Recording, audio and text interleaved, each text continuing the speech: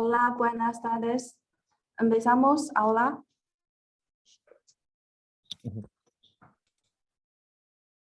Cuando queráis. Ok. Estimados señoras y señores, buenas tardes a todos. Soy Vicky. Es un placer para mí darles la bienvenida a esta conferencia en nombre de la empresa Yammer. En esta conferencia se discutirá las complicaciones anestésicas en veterinaria y se compartirá de la experiencia de tratamiento de pacientes animales. La conferencia ha invitado al médico Alejandro Sánchez López, el prestigioso experto español en el campo de la anestesia veterinaria, a realizar una presentación académica especial para la conferencia. Permítanme expresar mi más sincero agradecimiento a todos los distinguidos invitados que han asistido a esta conferencia, que han trabajado duro para esta conferencia. Ahora empezamos oficialmente la sesión. Para la primera parte me gustaría invitar al señor Sánchez a hacer su presentación. Muchas gracias, Vicky. Muy buenas tardes a todos los asistentes y bienvenidos a este webinar sobre complicaciones durante la anestesia veterinaria.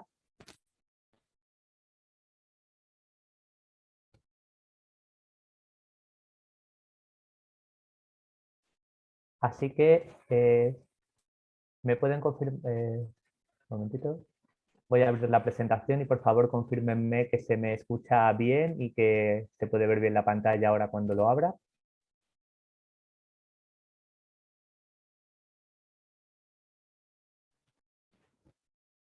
Perfecto, ¿me confirman que se ve bien la presentación y que se me escucha bien?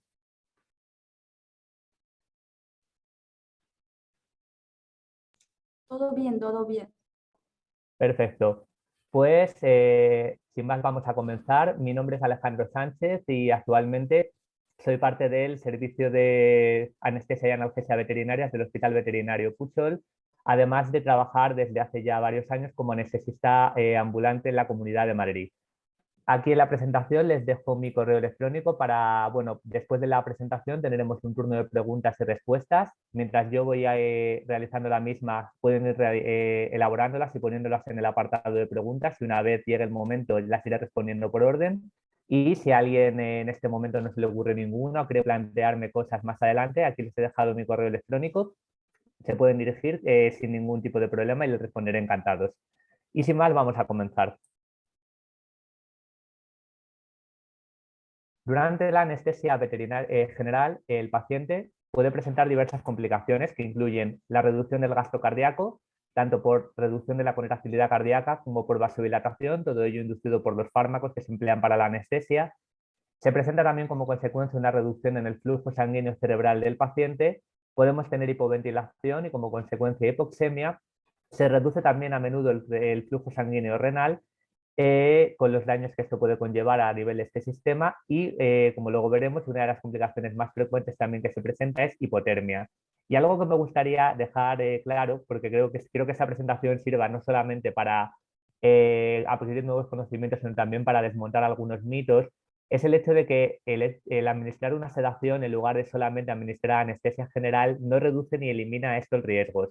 Para mí, en muchos casos, de hecho, suele ser preferible, si es un procedimiento el que se va a realizar en el paciente que va a durar un tiempo más o menos considerable, directamente el intubarle y mantenerle la anestesia general a no simplemente hacer una sedación y punto, ¿vale? Porque al fin y al cabo, cuando ya tenemos a nuestro paciente intubado, lo tenemos mucho más controlado.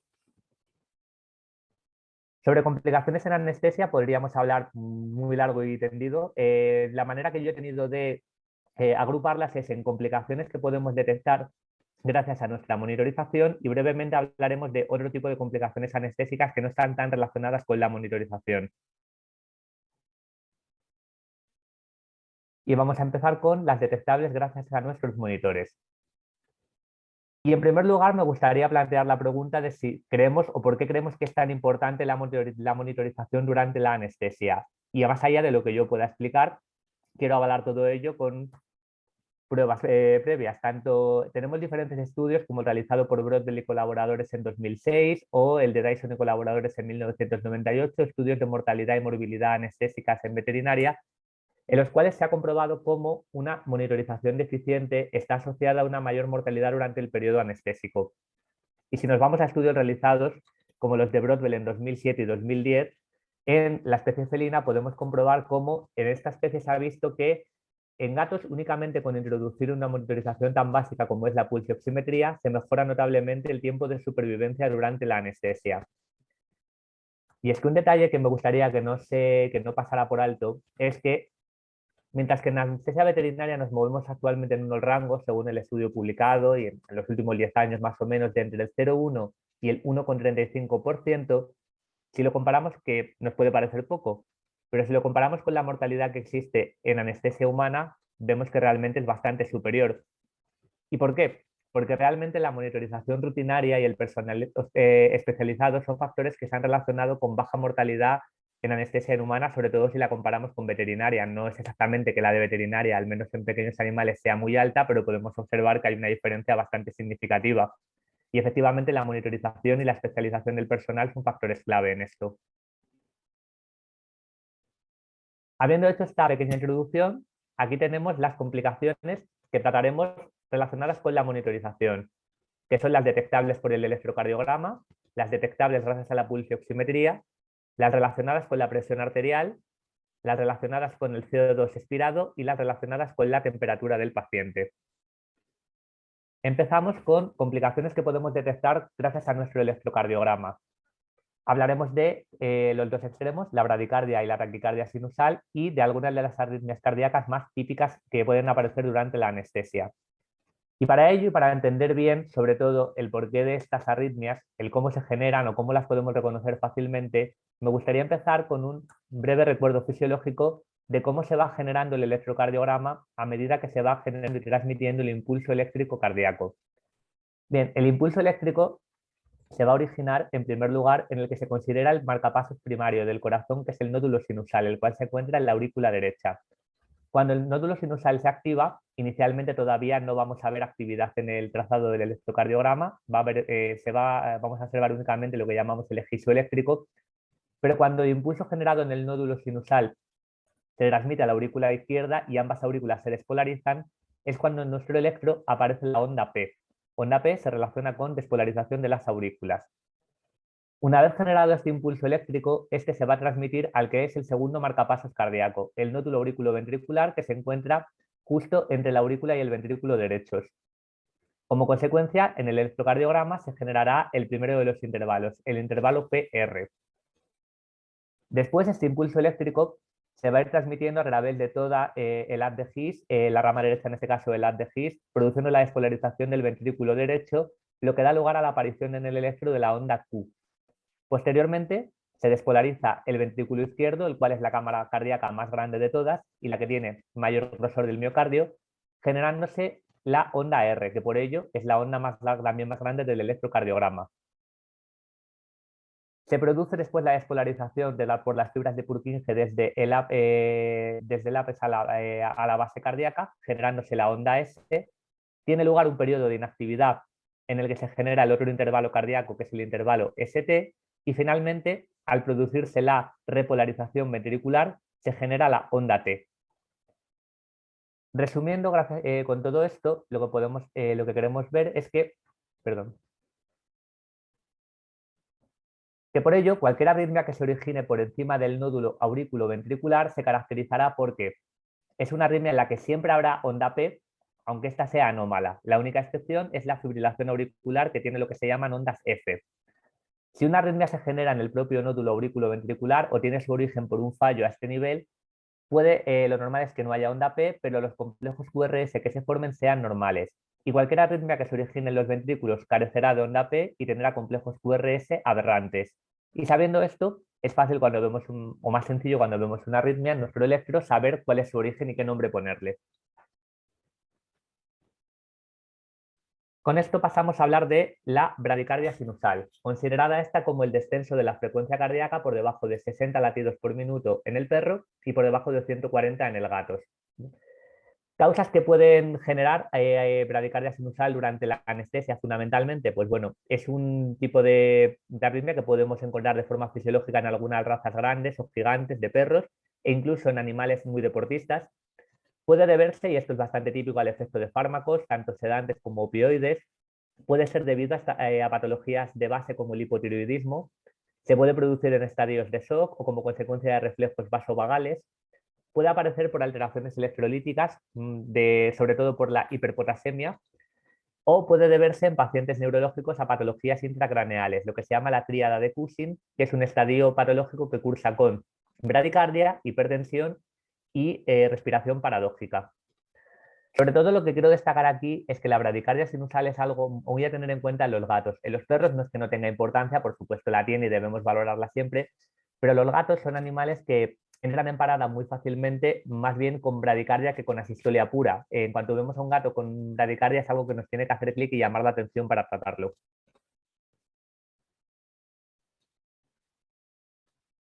¿Y qué criterios seguimos entonces para tratar nuestra bradicardia sinusal si aparece durante la anestesia? Pues en primer lugar, ¿cuál ha sido la causa que la ha generado? No es lo mismo si tenemos un paciente que de por sí ya era bradicárdico de base y más o menos se mantiene igual, que si es una bradicardia que ha aparecido de repente porque le hemos administrado fármacos o ha aparecido de forma repentina y no sabemos la causa. Ver en qué medida la bradicardia afecta al gasto cardíaco. Una bradicardia sola, por ejemplo, por administrar una sedación con agonistas adrenérgicos alfa 2, es típica. Luego veremos exactamente el porqué. Pero si no tiene una mayor afectación del gasto cardíaco, si no está cursando también con hipotensión o con baja saturación de oxígeno, no tiene en principio por qué ser determinante que la tratemos. Importante también el tiempo de duración. No es lo mismo una bradicardia transitoria que dure unos minutos por efecto de fármacos que una bradicardia que ya se esté prolongando en el tiempo. Y por supuesto, de si aparece o no junto a otras arritmias, que no sea una bradicardia sola, sino que por ejemplo aparezca con bloqueos auriculoventriculares o complejos de escape. La bradicardia, en todo caso, sí que se debe tratar siempre en pacientes pediátricos de menos de 3 meses, porque los pacientes pediátricos, en su caso, el gasto cardíaco es muy dependiente de la frecuencia cardíaca, así que en ellos sí podemos asumir que baja frecuencia cardíaca será igual a bajo gasto cardíaco. En gatos, por lo que hemos explicado, si es una bradicardia repentina que no hemos producido nosotros por fármacos, sino que ha aparecido de forma repentina y desconocemos la causa, y cualquier bradicardia que se acompañe de hipotensión. Aquí ponemos una pequeña tabla resumen de los principales fármacos que se utilizan para el tratamiento de la bradicardia, un poco dependiendo de su causa. Vemos que, por ejemplo, en el caso de reflejos vasovagales, bradicardias asociadas a hipotensión o repentinas o mantenidas en el tiempo, optaremos a menudo por la atropina. En el caso de la adrenalina, la usaremos para casos un poco más extremos, cuando son bradicardias por reacciones anafilácticas o situaciones preparada cardiorrespiratoria o directamente asistolia. Y cuando sea una bradicardia que hayamos producido por un agonista adrenérgico alfa 2, se utilizará el atipamezol, que es el antagonista de estos fármacos.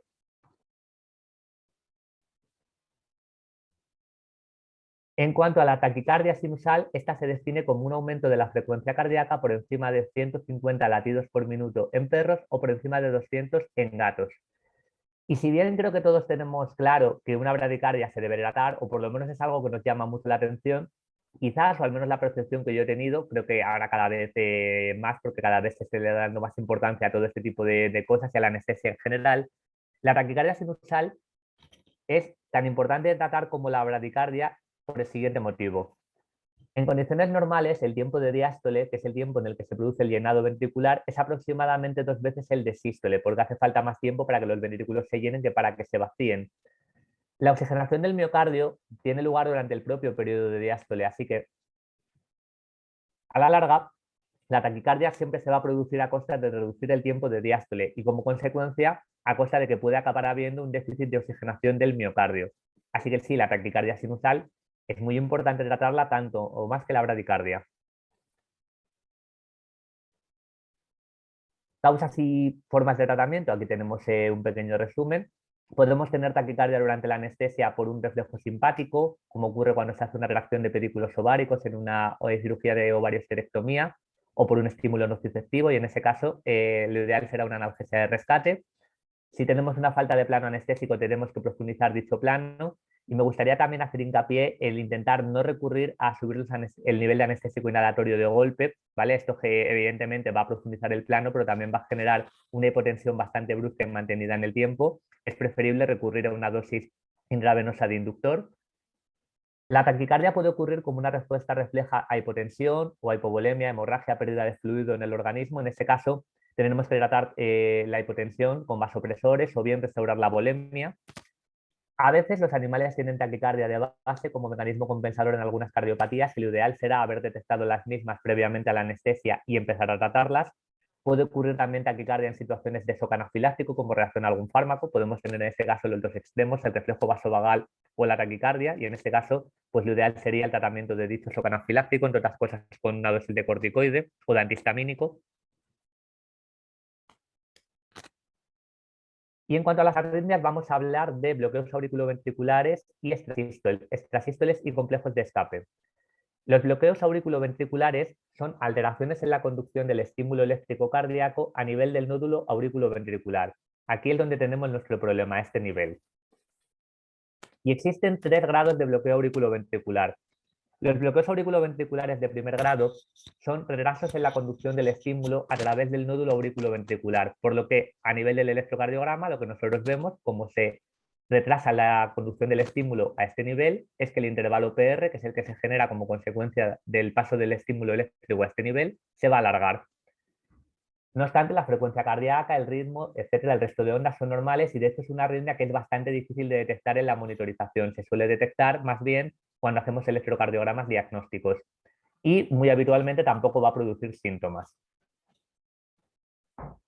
En cuanto a los bloqueos auriculoventriculares de segundo grado, en este caso lo que va a ocurrir es que hay un fallo intermitente en el sistema de conducción a través de nuestro nódulo auriculoventricular, por lo que hay estímulos que van a pasar a través de él y estímulos que no van a llegar a pasar. Por tanto, lo que aquí veremos en el electro son ondas P que no van seguidas siempre de complejos QRS. Aquí la relación ondas P-QRS no va a ser de 1-1 como debiera ser normalmente. Se han descrito 2 tipos, aunque es verdad que a nivel de monitorización eso es difícil de diferenciar. Los bloqueos de tipo MOVIT 1, en los cuales la conducción se va retrasando gradualmente hasta que finalmente se interrumpe, es decir, que vamos teniendo un bloqueo de primer grado que genera un bloqueo de segundo grado, y los tipo MOVIT 2, en los cuales la conducción del bloqueo, la conducción se va a bloquear de forma intermitente. Es decir, aquí sin bloqueo de primer grado, sin previo aviso, por decirlo así, directamente veremos ondas P sueltas. Y finalmente se encuentran los bloqueos auriculoventriculares de tercer grado, en los cuales hay una disociación completa entre la activación de las aurículas y la de los ventrículos. Las aurículas se van a estar estimulando por un lado, los ventrículos por otro, y a nivel del electro lo que veremos serán muchas ondas P, de vez en cuando complejos QRS, sin ningún tipo de relación entre ellas. En este caso, estamos hablando de una arritmia que es potencialmente mortal. Las anteriores, el primero no generaba grandes problemas y los de segundo grado no tienen por qué necesariamente generarlos, pero el bloqueo de tercer grado sí. Los complejos, y en función de los complejos QRS, de la morfología de estos, podemos hablar de 2 tipos de bloqueos de tercer grado. Los supragisianos, en los cuales el foco ectópico se va a encontrar por encima de los ventrículos y por tanto los complejos QRS serán normales, como el de esta foto, o los infragisianos, en los cuales, puesto que el foco ectópico se encuentra en los propios ventrículos, nuestros complejos QRS serán aberrantes, como en las extrasístoles. ¿Qué puede generar este tipo de bloqueos durante la anestesia? Porque luego existen evidentemente muchos más tipos de causas, vamos a centrarnos en lo que ocurre durante anestesia.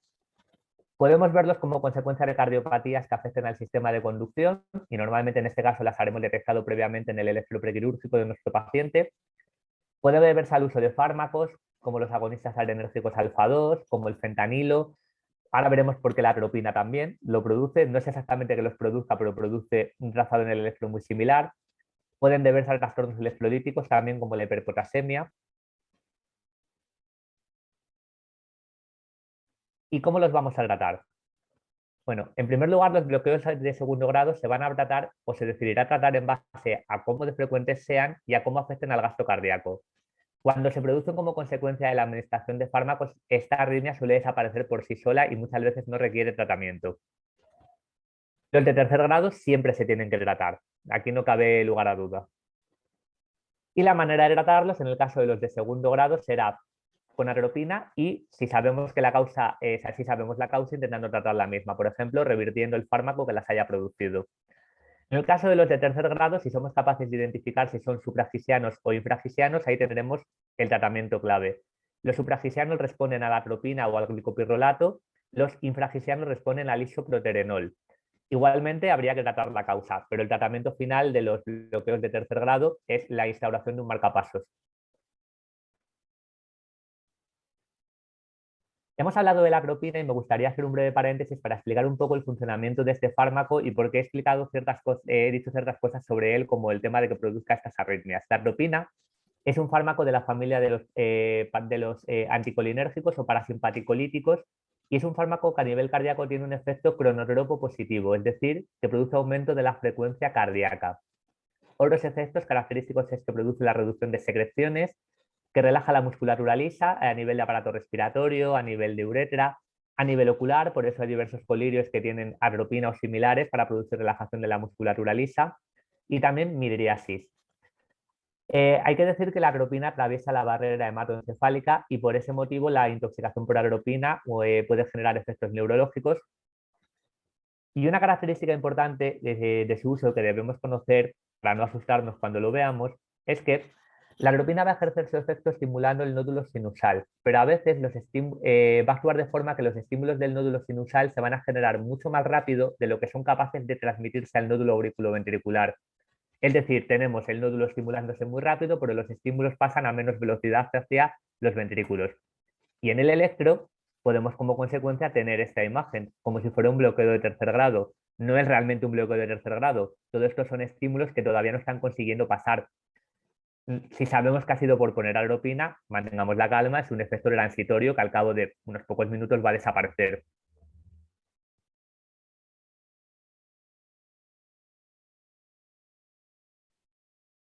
Pasamos a hablar de otro tipo de arritmias muy características que son los llamados complejos prematuros ventriculares o extrasístoles ventriculares, que son latidos prematuros originados por focos ectópicos que se producen en el miocardio ventricular y que se van a transmitir directamente a los miocitos sin pasar por el sistema de conducción cardíaco.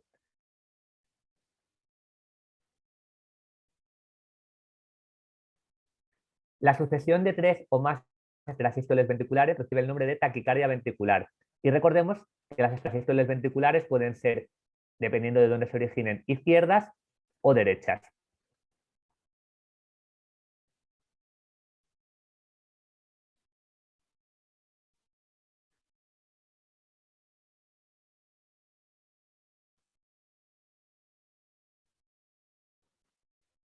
Las causas más características de aparición de extrasístoles ventriculares durante la anestesia incluyen el uso de determinados fármacos, como puede ser el tiopental, el cual actualmente está en bastante desuso, pero se caracterizaba por producir esta arritmia, o algunos vasopresores como la dopamina pueden producirlo.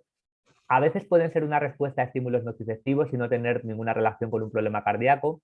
Pueden efectivamente deberse a una cardiopatía de base, como pueden ser las cardiomiopatías dilatadas hipertróficas o el taponamiento cardíaco, es decir, el derrame pericárdico.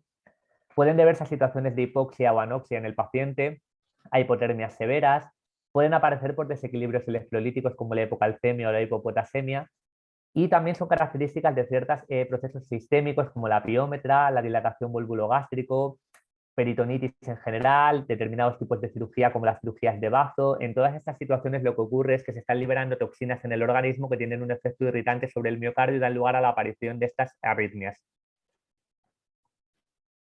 Y en cuanto a su tratamiento, lo primero que hay que tener en cuenta es qué criterios debemos seguir para tratarlos.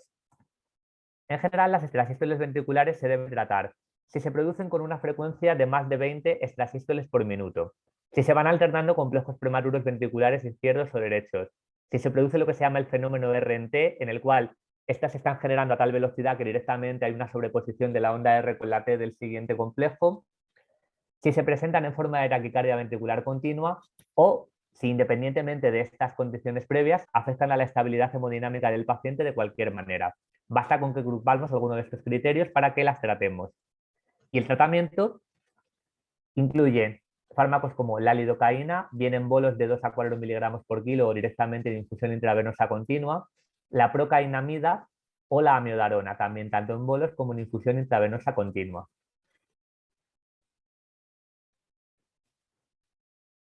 Los complejos de escape, que serían justo el lado contrario a las extrasístoles ventriculares, pero que curiosamente se parecen mucho morfológicamente, son lo que se llaman latidos de salvación, latidos que se van a producir cuando cesa la actividad del nódulo sinusal, de forma que se activa el marcapasos ventricular, bien el marcapasos auriculoventricular o bien el marcapasos ventricular.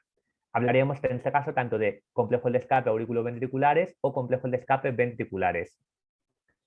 Son arritmias que se caracterizan por la ausencia de ondas P y por la presencia de complejos QRS que serán normales en el caso de ser complejos de escape auriculoventriculares o aberrantes en el caso de ser complejos de escape ventriculares.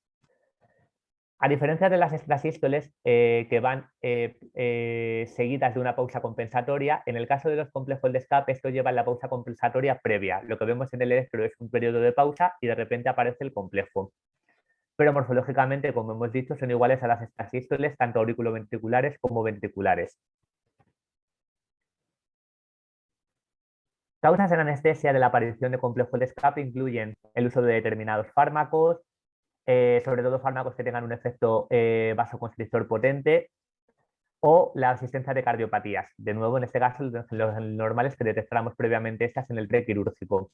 Y su tratamiento suele pasar tanto por corregir la causa como por la administración de atropina.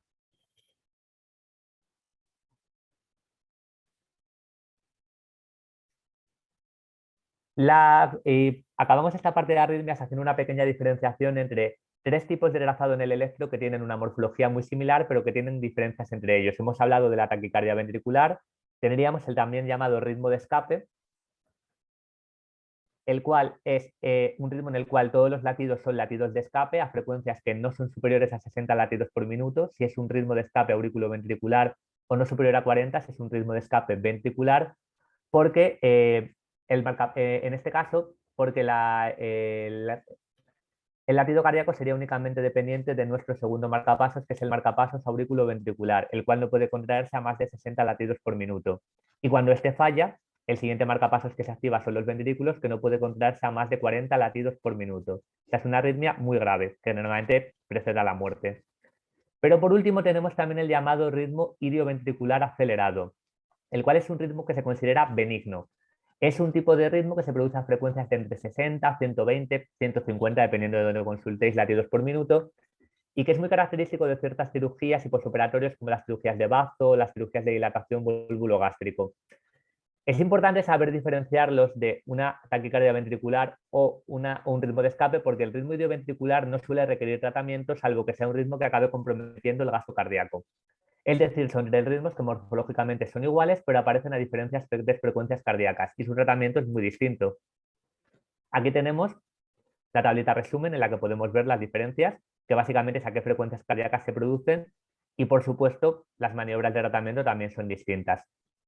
En el caso de la taquicardia ventricular, lo que tenemos que hacer es frenar, por decirlo así, el latido cardíaco con fármacos de este tipo para permitirle que recupere su ritmo sinusal, y en el caso del ritmo de escape tenemos que estimularlo. Con eso acabamos las complicaciones que podemos detectar con nuestro electrocardiograma y pasamos a hablar de las detectables por pulsioximetría, que básicamente estaríamos hablando de la llamada desaturación guión hipoxemia. El término hipoxemia se define realmente como la existencia de una presión arterial de oxígeno por debajo de los 80 milímetros de mercurio, lo cual está muy bien, pero hay que asumir que no en todas partes, sino siempre podemos realmente tomar gasometrías arteriales para saber cómo es la oxigenación de nuestro paciente, y no siempre es factible hacerlo en anestesia aunque tengamos la posibilidad, pero tampoco es del todo obligatorio, porque sí existe una relación bastante clara entre los niveles que marca nuestro pulso oxímetro y los niveles de la presión arterial de oxígeno, como podemos ver aquí en la pantalla, donde una saturación de entre el 96% al 100% equivale a unos valores de presión arterial de oxígeno en rango, mientras que por debajo del 95 es cuando empieza a aparecer la hipoxemia.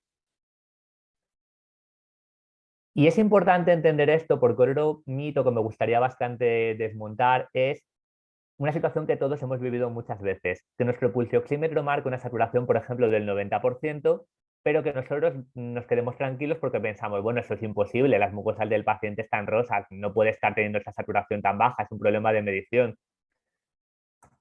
Y es que efectivamente sí puede ser un problema real.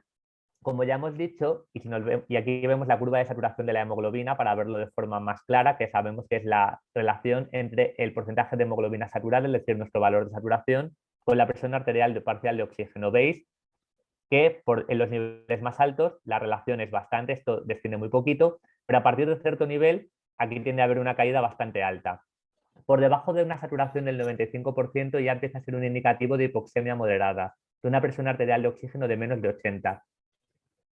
Y es que las mucosas van a continuar siendo de color rosado hasta que la presión arterial de oxígeno está en menos de 60, es decir, lo que ya equivale a una saturación baja, un valor de saturación de menos de 90. Así que sí, unas mucosas rosas son perfectamente compatibles con un valor de saturación bajo y no tenemos que tomarnos a la ligera alteraciones en la pulsioximetría. Es importante que esto lo detectemos y lo resolvamos cuanto antes y que prestemos mucha atención a la desaturación. Evidentemente, claro que a veces puede ser un problema de medición y claro que a veces pues, el pulsioxímetro nos puede medir bajo simplemente porque lleve, por ejemplo, mucho tiempo puesto en el mismo, el sensor en el mismo sitio, en la misma zona y entonces tendríamos que moverlo. Lo que quiero decir es que no que nos asustemos, sino que no nos quedemos como si nada ante un valor de saturación bajo. Existen básicamente en anestesia tres posibles causas de hipoxemia: la falta de aporte de oxígeno, hipoventilación del paciente o problemas relacionados con el intercambio gaseoso. Sobre la falta de aporte de oxígeno, la manera básicamente de prevenirla es chequear de forma muy rápida desde la fuente de oxígeno hasta el pulmón de nuestro paciente. Y esto pasa por comprobar que tengamos suficiente oxígeno en nuestra bombona o que nuestro concentrador de oxígeno no haya dejado de funcionar, que el rotámetro esté funcionando bien, comprobar que la mezcla de gases que esté saliendo de la máquina sea correcta, es decir, que esté saliendo de verdad oxígeno y no sea solamente aire. En el caso de que tengamos al paciente conectado a ventilación mecánica, a saber si el ventilador funciona, comprobar que no se haya producido una desconexión del circuito anestésico, obviamente también veríamos más cosas como que deja de medirnos CO2, etcétera, que el paciente esté bien intubado, comprobar que el tubo endotraqueal no se ha quedado bloqueado, por ejemplo, por secreciones o, por ejemplo, porque esté doblado, o que no haya broncoconstricción. Por lo general, lo bueno es que en estas situaciones, una vez que resolvemos el problema, la respuesta a la oxigenoterapia del paciente es buena y muy rápidamente la saturación de oxígeno vuelve a subir, porque al fin y al cabo era todo un problema de falta de aporte. En cuanto a la hipoxemia por hipoventilación, esta se puede producir por una sedación excesiva del paciente. Al fin y al cabo, los sedantes en parte lo que van a hacer es producir relajación de la musculatura, entre otras cosas de los músculos respiratorios. Puede deberse a una enfermedad neuromuscular de base que haga que de por sí el paciente hipoventile o no sea capaz de mover con bastante fuerza los músculos respiratorios.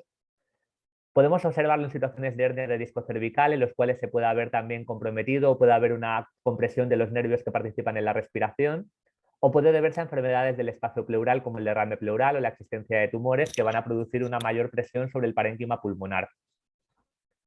En este caso, la respuesta a la oxigenoterapia inicialmente es buena, porque al fin y al cabo, al aumentar la fracción de oxígeno, estamos aumentando también el intercambio gaseoso, pero es imprescindible que resolvamos la causa para que no vuelva a haber una caída, porque al fin y al cabo esta solución es transitoria. Y en cuanto a la hipoxemia por problemas en el intercambio gaseoso, esta podemos observarla en situaciones en las que, por ejemplo, hayamos realizado una intubación endobronquial, lo que hará que al fin y al cabo estemos haciendo un aporte de oxígeno insuficiente, o situaciones en las que haya una alteración a nivel de pulmón que haga que se altera el ratio ventilación-perfusión. Por ejemplo, ¿en qué situaciones? Atelectasias pulmonares, las cuales se van produciendo de forma gradual a lo largo de la anestesia general y en este caso las maniobras de reclutamiento alveolar son esenciales para corregir este problema. El edema de pulmón, en cuyo caso tenemos que usar tratamiento con diuréticos como la furosemida, que en el caso de cirugías torácicas o cirugías en el que trabajemos cerca del tórax no se esté comprimiendo el parénquima pulmonar por el propio cirujano. En este caso, lo ideal sería una comunicación con él e intentar mejorar la posición del paciente para mejorar su ventilación. O la hipotensión. Obviamente, si tenemos una falta de aporte sanguíneo al pulmón, también tenemos déficit de intercambio gaseoso porque no llega suficiente sangre para participar en el mismo y tendríamos que tratarla. En este caso, la respuesta a la oxigenoterapia va a variar mucho dependiendo de cuál sea la causa. Y para resumir y hacer un poco, ver un poco en la práctica qué es lo que podríamos hacer, yo os planteo un poco un algoritmo que a mí me vale bastante sobre cuando se me presenta una situación de desaturación en la práctica clínica. Si yo detecto un valor de saturación por debajo del 95%, lo primero que tengo que hacer de forma preventiva, antes de resolver nada más, aumento mi fracción inspirada de oxígeno al 100% de forma temporal y compruebo el funcionamiento del pulsioxímetro después. Si una vez recolocado el pulsioxímetro veo que la saturación es correcta, reduzco mi fracción inspirada de oxígeno de nuevo al 50%, que es en principio el rango con el que trabajamos. Y observo si la saturación se mantiene bien o vuelve a bajar. Si veo que vuelve a bajar, volveré a subir mi fracción inspirada de oxígeno al 100% y me mantendré así. Si en este primer paso, una vez aumentada la fracción inspirada de oxígeno y recolocado el pulsioxímetro, mi saturación sigue baja, tendría que pasar a mi paciente a ventilación mecánica o asistirle yo con ventilaciones manuales en el caso de que no disponga de ventilador. Si aún así la saturación sigue baja, ya tendría que recurrir a maniobras de reclutamiento alveolar en el caso de que sea posible. Y si a pesar de todo esto la saturación sigue siendo baja, el pronóstico que tenemos es bastante malo. Es decir, si aumentando el aporte de oxígeno, mejorando el intercambio gaseoso con ventilación y produciendo y consiguiendo que haya mayor superficie de la misma con reclutamiento alveolar, el paciente no mejora, el pronóstico es malo. Pasamos ahora a ver complicaciones relacionadas con la presión arterial. Obviamente vamos a ver los dos extremos, la hipotensión y la hipertensión. La hipotensión se define como la existencia, o normalmente la definimos a nivel de anestesia como la existencia de una presión arterial media menor a 60 milímetros de mercurio. En la anestesia nos fijamos bastante en el valor de presión arterial media como un determinante de si el paciente está hipotenso o no.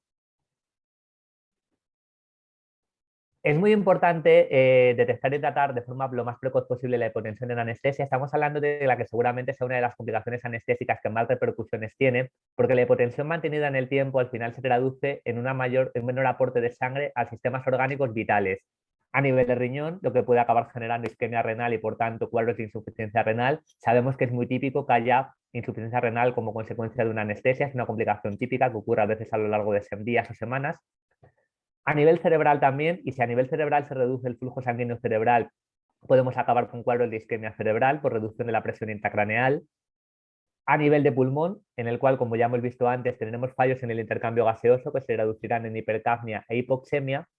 A nivel de intestino, por eso es bastante típico también que los animales muchas veces desarrollen cuadros de gastroenteritis después de una anestesia, porque solamente la reducción del flujo sanguíneo a nivel de vellosidades intestinales durante unos minutos se ha visto que produce atrofia de las mismas que puede derivar incluso en gastroenteritis hemorrágicas.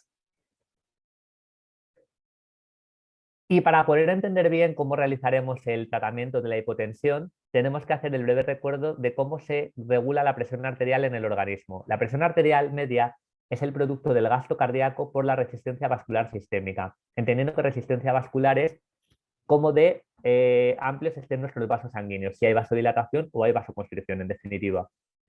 Y a su vez el gasto cardíaco es el producto de la frecuencia cardíaca por el volumen de eyección, es decir, el volumen de sangre que es eyectado por el corazón en cada ciclo cardíaco, que a su vez depende de tres factores. La llamada precarga, que se define como las fuerzas que ejerce el corazón y que se oponen, por decirlo así, al llenado del mismo, solo que a nivel práctico la precarga la relacionamos directamente un poco con la volemia, no es exactamente esto, pero la acabamos relacionando con ello.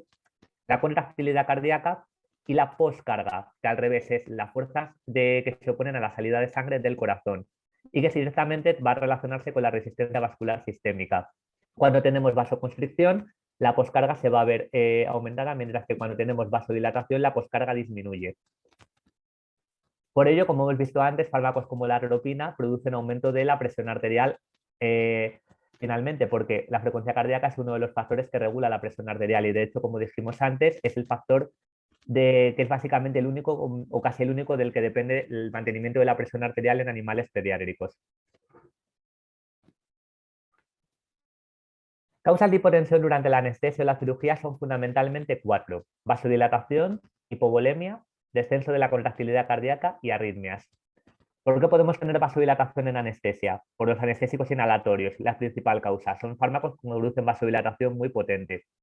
También diversos sedantes como la fepromacina, los opioides, los inductores como el propofol o la alfaxalona los producen, aunque es verdad que suele ser muy transitoria. Las técnicas locorregionales como la epidural, la administración de anestésicos locales por esta vía puede producir vasodilatación. Determinados fármacos hipertensivos como los inhibidores de la enzima convertidora de angiotensina, los IECAs o los estadios de sepsis. Hipovolemia podemos tener por hemorragia, por cuadros de sepsis, por deshidratación o a veces incluso por ayunos muy prolongados, sobre todo en pacientes de pequeño tamaño.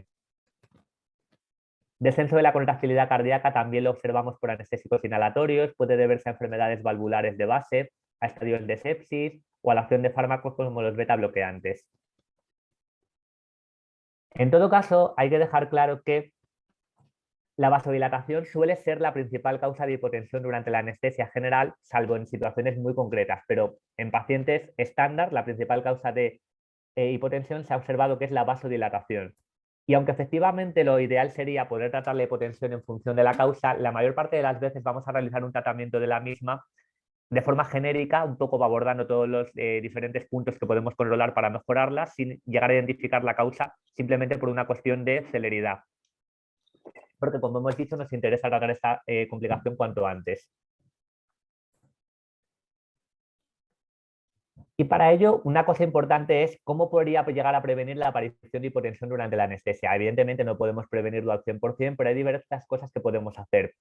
Por ejemplo, si tenemos sospecha de que un paciente está deshidratado o hipovolémico, lo ideal sería administrar fluidoterapia correctora previo a la anestesia. Si tenemos pacientes con sangrado activo, podemos realizar una transfusión sanguínea incluso antes de comenzar la anestesia y mantenerla durante la misma. Muy importante en pacientes que tomen fármacos antihipertensivos, pautar su retirada, si es posible, entre 12 y 24 horas antes. Estamos hablando de fármacos como los IECAs o el alodipino. Y recurrir sobre todo a las anestesias y analgesias balanceadas y multimodales, es decir, combinación de varios fármacos para minimizar sus dosis y efectos secundarios. Esto pasa también desde el uso de diferentes tipos de sedantes y opioides, de infusiones intravenosas continuas analgésicas que nos permitan reducir la CAM de los anestésicos inhalatorios, lo mismo con las técnicas locorregionales, puesto que al final los anestésicos inhalatorios, como hemos visto, son una de las principales causas de vasodilatación en la anestesia.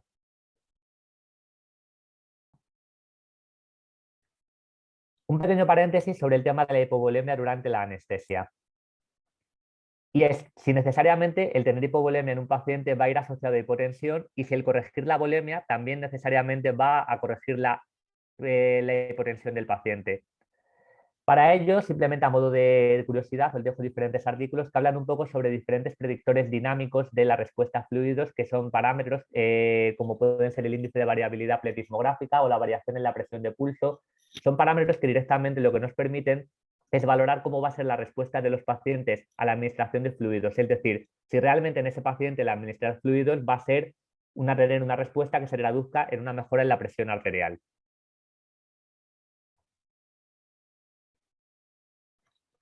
Y como hemos explicado, la vasodilatación es efectivamente la principal causa de hipotensión durante la anestesia, pero a nivel de monitorización base, porque efectivamente hay monitores que los que directamente podemos medir de forma más clara el calibre de nuestros vasos sanguíneos, ¿cómo podemos con una monitorización básica saber si el paciente tiene vasodilatación? Pues simplemente observando nuestra onda de pletismografía. La onda de pletismografía debe tener una primera onda seguida de otra, debe ser una onda llamada dicrótica. Cuando tenemos vasodilatación lo que vemos es que esta muesca dicrótica va disminuyendo cada vez más, se va volviendo cada vez más baja hasta casi desaparecer o hacerse negativa, mientras que en la vasoconstricción lo que ocurre es que no tenemos una escotadura, la onda no se vuelve doble, sino que va adquiriendo esta forma. Así que la pulsioximetría no solamente nos informa del grado de oxigenación del paciente, sino también nos va a informar mucho de cómo es nuestras resistencias vasculares. Y ahora vamos a hablar también de otro mito que me gustaría romper y que también seguramente todos hayamos hecho mucho. Nuestra presión arterial del paciente nos mide que es bajita, sobre todo cuando hablamos de la presión por oscilometría, pero notamos bien el pulso periférico, así que muchas veces hemos asumido, entonces el paciente realmente no está tan hipotenso, ¿no? Error también importante porque notar el pulso periférico lo que equivale es a notar la presión de pulso, notar una presión de pulso de al menos 40 milímetros de mercurio. Y presión de pulso no es lo mismo que presión arterial media, que es la presión que la que realmente nos fijamos para valorar si el paciente está hipotenso o no. Nuestro animal puede tener todas sus presiones sistólica, diastólica y media bajas y tener una buena presión de pulso porque la presión de pulso es solamente la diferencia entre la sistólica y la diastólica.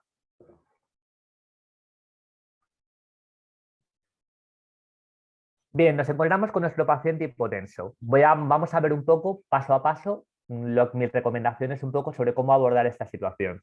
En primer lugar, y siempre que sea posible, teniendo en cuenta que el anestésico inhalatorio es una de las principales causas de hipotensión por vasodilatación, pues intentaríamos reducir el nivel de anestésico inhalatorio lo más posible, de forma que el plano anestésico se mantenga sin que se afecte de forma significativa la presión arterial. Vale, pues muchas veces hacemos esto y aún así el paciente sigue hipotenso, de hecho es muy habitual. Así que el siguiente paso pasaría por la administración de fluidos. En pacientes estándar que no estén hipovolémicos podemos administrar bolos de fluidoterapia de unos 10 mililitros por kilo en 10 minutos, valorando la respuesta, repetir incluso una o dos veces si es necesario. Y mientras que en pacientes hipovolémicos siempre se recomienda que empecemos con resucitaciones con cristaloides. Lo ideal en este caso, de hecho, es que lo hubiéramos hecho antes de anestesiar. Pero nos planteamos la situación de que nuestro paciente, aparte de hipotenso, puede ser cardiópata. Y aquí la situación cambia un poco. Y es que vamos a ver el por qué un paciente no cardiópata sí suele responder con aumento de la presión arterial a la administración de fluidos y un paciente cardiópata no. Y para ello tenemos que hablar de la llamada ley de Frank-Starling. La ley de Frank-Starling, con esta curva, característica que seguramente muchos hayáis visto, lo que relaciona es la precarga con el volumen sistólico.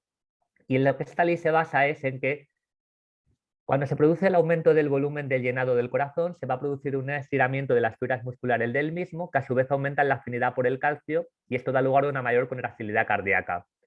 Lo que esto se traduce en definitiva es que cuando todos los demás factores que regulan el gasto cardíaco, que hemos visto previamente, frecuencia cardíaca, contractilidad, etcétera, están constantes, este gasto cardíaco fundamentalmente depende de la precarga. Y como hemos dicho, precarga en muchas ocasiones se relaciona directamente con volemia. Por lo que si aumentamos el volumen de llenado sistólico, aumentamos nuestro gasto cardíaco y conseguimos un buen mantenimiento de la presión arterial. Como veis, en la curva de Frank-Starling tiene esta forma que es elipsoidal. Tenemos un aumento muy rápido en lo que se llama la zona de precarga y de precarga dependencia, la zona en la cual cuanto más aumente yo mi precarga, más irá aumentando el volumen sistólico y con ello la presión, pero llega un momento que esto se estanca y que ya por más que aumentemos el volumen de llenado no vamos a tener un mayor aumento de precarga. Y esto es lo que ocurre en nuestros pacientes cardiópatas. Los pacientes cardiópatas siempre se encuentran a lo que se llama a la derecha de la curva de Frank-Starling. Y esto es porque en estos casos el aumento de volumen sistólico lo que se traduce es en un aumento en la presión en la auricular derecha y por tanto en un efecto sobre el retorno venoso que da lugar a un menor gasto cardíaco y posiblemente en casos extremos a la aparición de edema de pulmón por sobrecarga de fluidos.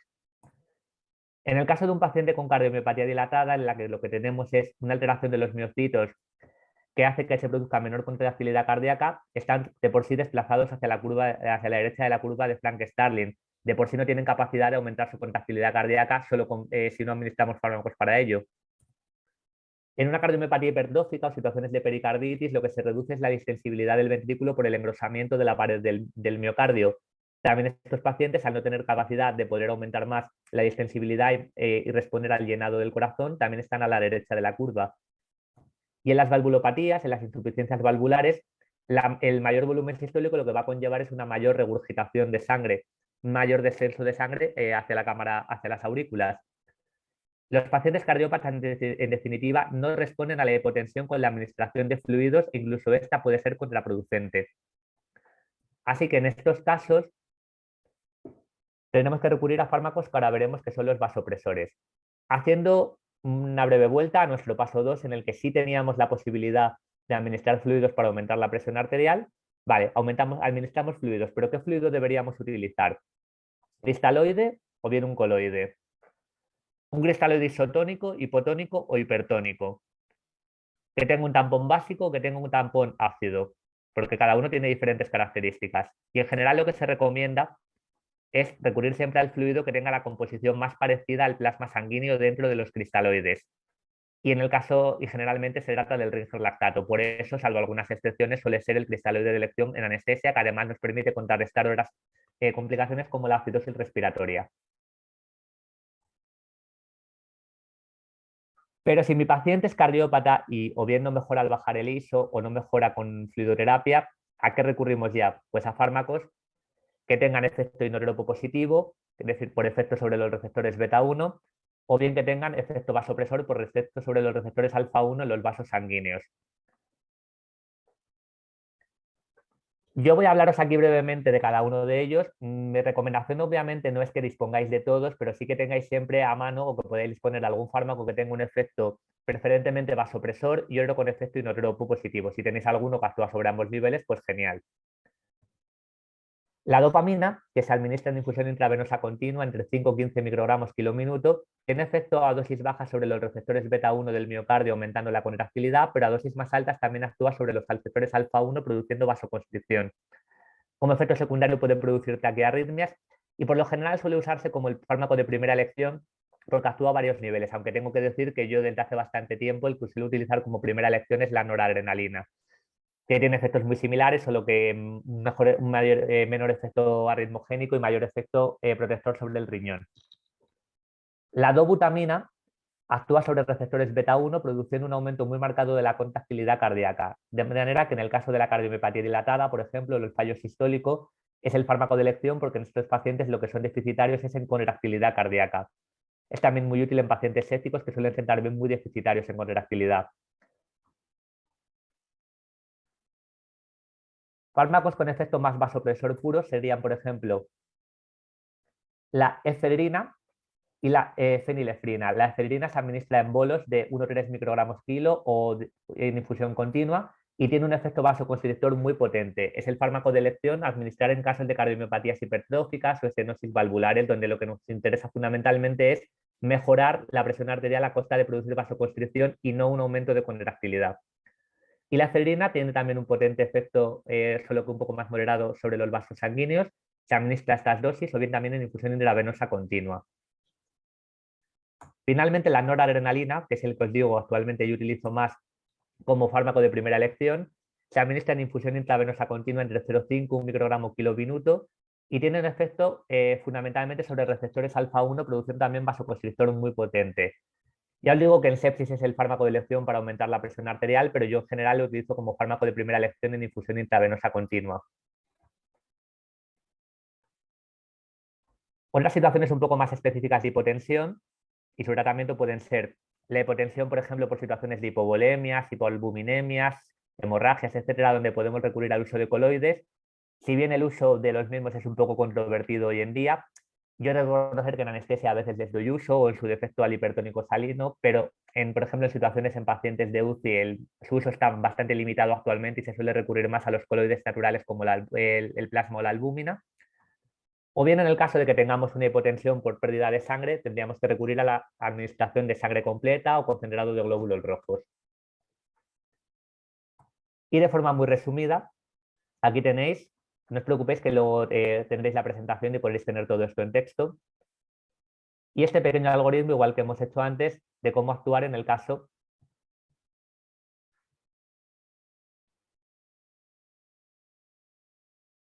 de hipotensión en nuestro paciente en función de si el paciente es cardiópata, etcétera.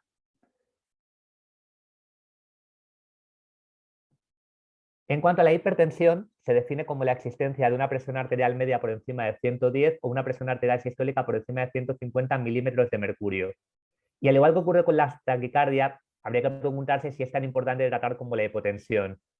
Bueno, aquí no pasa tanto como con la taquicardia, pero sí es importante que a la larga una hipertensión se trate. Una hipertensión transitoria no tiene por qué tener mayores repercusiones en pacientes sanos, pero prolongada en el tiempo acaba afectando al sistema cardiovascular, al sistema renal. Podemos tener un aumento de presión intraocular con la consecuencia de hemorragia retiniana y desprendimiento de retina. Podemos tener aumentos de la presión intracraneal con el consecuente edema cerebral. A modo de recordatorio, precisamente, ya que lo hemos visto antes, os recuerdo que la relación entre el flujo sanguíneo cerebral y la presión arterial media tiene esta forma, y lo que esto viene a significar es que el organismo tiene un sistema de autorregulación de forma que entre una presión arterial media de 60 y 150 mantiene su flujo sanguíneo cerebral muy estable, pero por debajo de 60 este tiende a caer muy rápido y por encima de 150 aumenta muy rápido también. Por eso es importante a nivel del sistema cerebral tratar la hipotensión y la hipertensión por igual. Causas de hipertensión durante la anestesia pueden incluir el plano anestésico insuficiente, la respuesta a estímulos nociceptivos o reflejos simpáticos, como ya hemos visto en la taquicardia, Podemos tener hipertensión de base en el paciente por enfermedades subyacentes como el Cushing o la enfermedad renal. Puede ser una complicación característica de ciertas cirugías como la cirugía de adrenalectomías por feocromocitomas o la cirugía de cráneo, o puede ser iatrogénica por la administración de fármacos de agonistas adrenérgicos alfa 2 que generan una vasoconstricción muy potente con hipertensión, que es lo que da lugar a su bradicardia refleja. ¿Y cómo actuamos frente a ella y la resolvemos? Primero, lo más importante, identificando la causa e intentando corregirla. El tratamiento va a variar dependiendo de cuál sea la causa de esta hipertensión. Si es debida a nocicepción o bien un estímulo simpático mediante analgésicos, intentando evitar la ketamina, que de por sí tiene un efecto de aumento del gasto cardíaco y no queremos aumentar más todavía la presión arterial.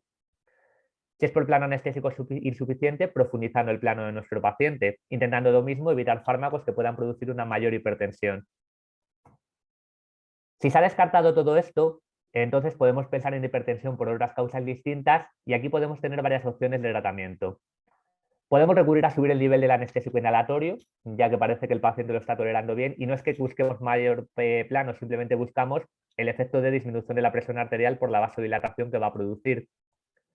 Podemos administrar cepromazina, que es un fármaco potente vasodilatador y que produce como consecuencia descenso de la presión arterial. Se puede recurrir a lidocaína. Un estudio publicado recientemente en 2021 ha probado el efecto de la lidocaína intravenosa para tratar la bradicardia producida por los fármacos alfa 2. O tenemos también la opción de fármacos como el labetalol, que es un bloqueante alfa y beta adrenérgico.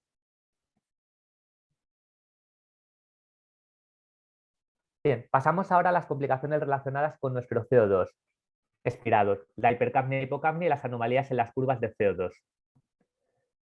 Recordemos que la monitorización del CO2 pasa por la capnometría, que es la medición numérica de los niveles de CO2 inspirado y expirado, y la capnografía, que es la representación gráfica de dichos niveles, es decir, nuestras curvas. Recordemos que lo normal, tanto a nivel de valores como de curvas de CO2, es lo siguiente. Los valores normales de CO2 en ventilación mecánica se considera que son entre 35 y 45 milímetros de mercurio. Recordemos que es un rango de valores, podemos tener menos o podemos tener más, es decir, podríamos tener 32 o 47 y no pasaría nada. Mientras que en ventilación espontánea se puede llegar a dejar como válido un valor de CO2 expirado de hasta 55 o 60 milímetros de mercurio. Y la curva normal de capnografía, recordemos que tiene generalmente esta forma y que tiene 4 fases distintas. La primera fase de espacio muerto, en el cual el CO2 está pasando a través de las vías respiratorias altas, es decir, a través de donde no se encuentra intercambio gaseoso, por lo que a nivel de la curva no veremos nada. El comienzo de la expiración, en el cual comenzamos a ver el aumento de nuestra curva, hasta llegar a formarse una meseta, y finalmente se produce la caída del mismo durante la inspiración.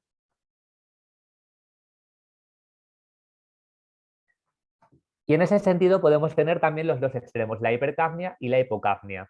Se define hipercapnia como un nivel de CO2 expirado de más de 45 milímetros de mercurio o más de 55-60 si hablamos de ventilación espontánea, y sus causas en anestesia incluyen la hipoventilación, una de las más típicas, bien porque la frecuencia respiratoria sea baja o bien porque el paciente tenga una baja capacidad pulmonar y sea capaz de mover poco volumen corriente.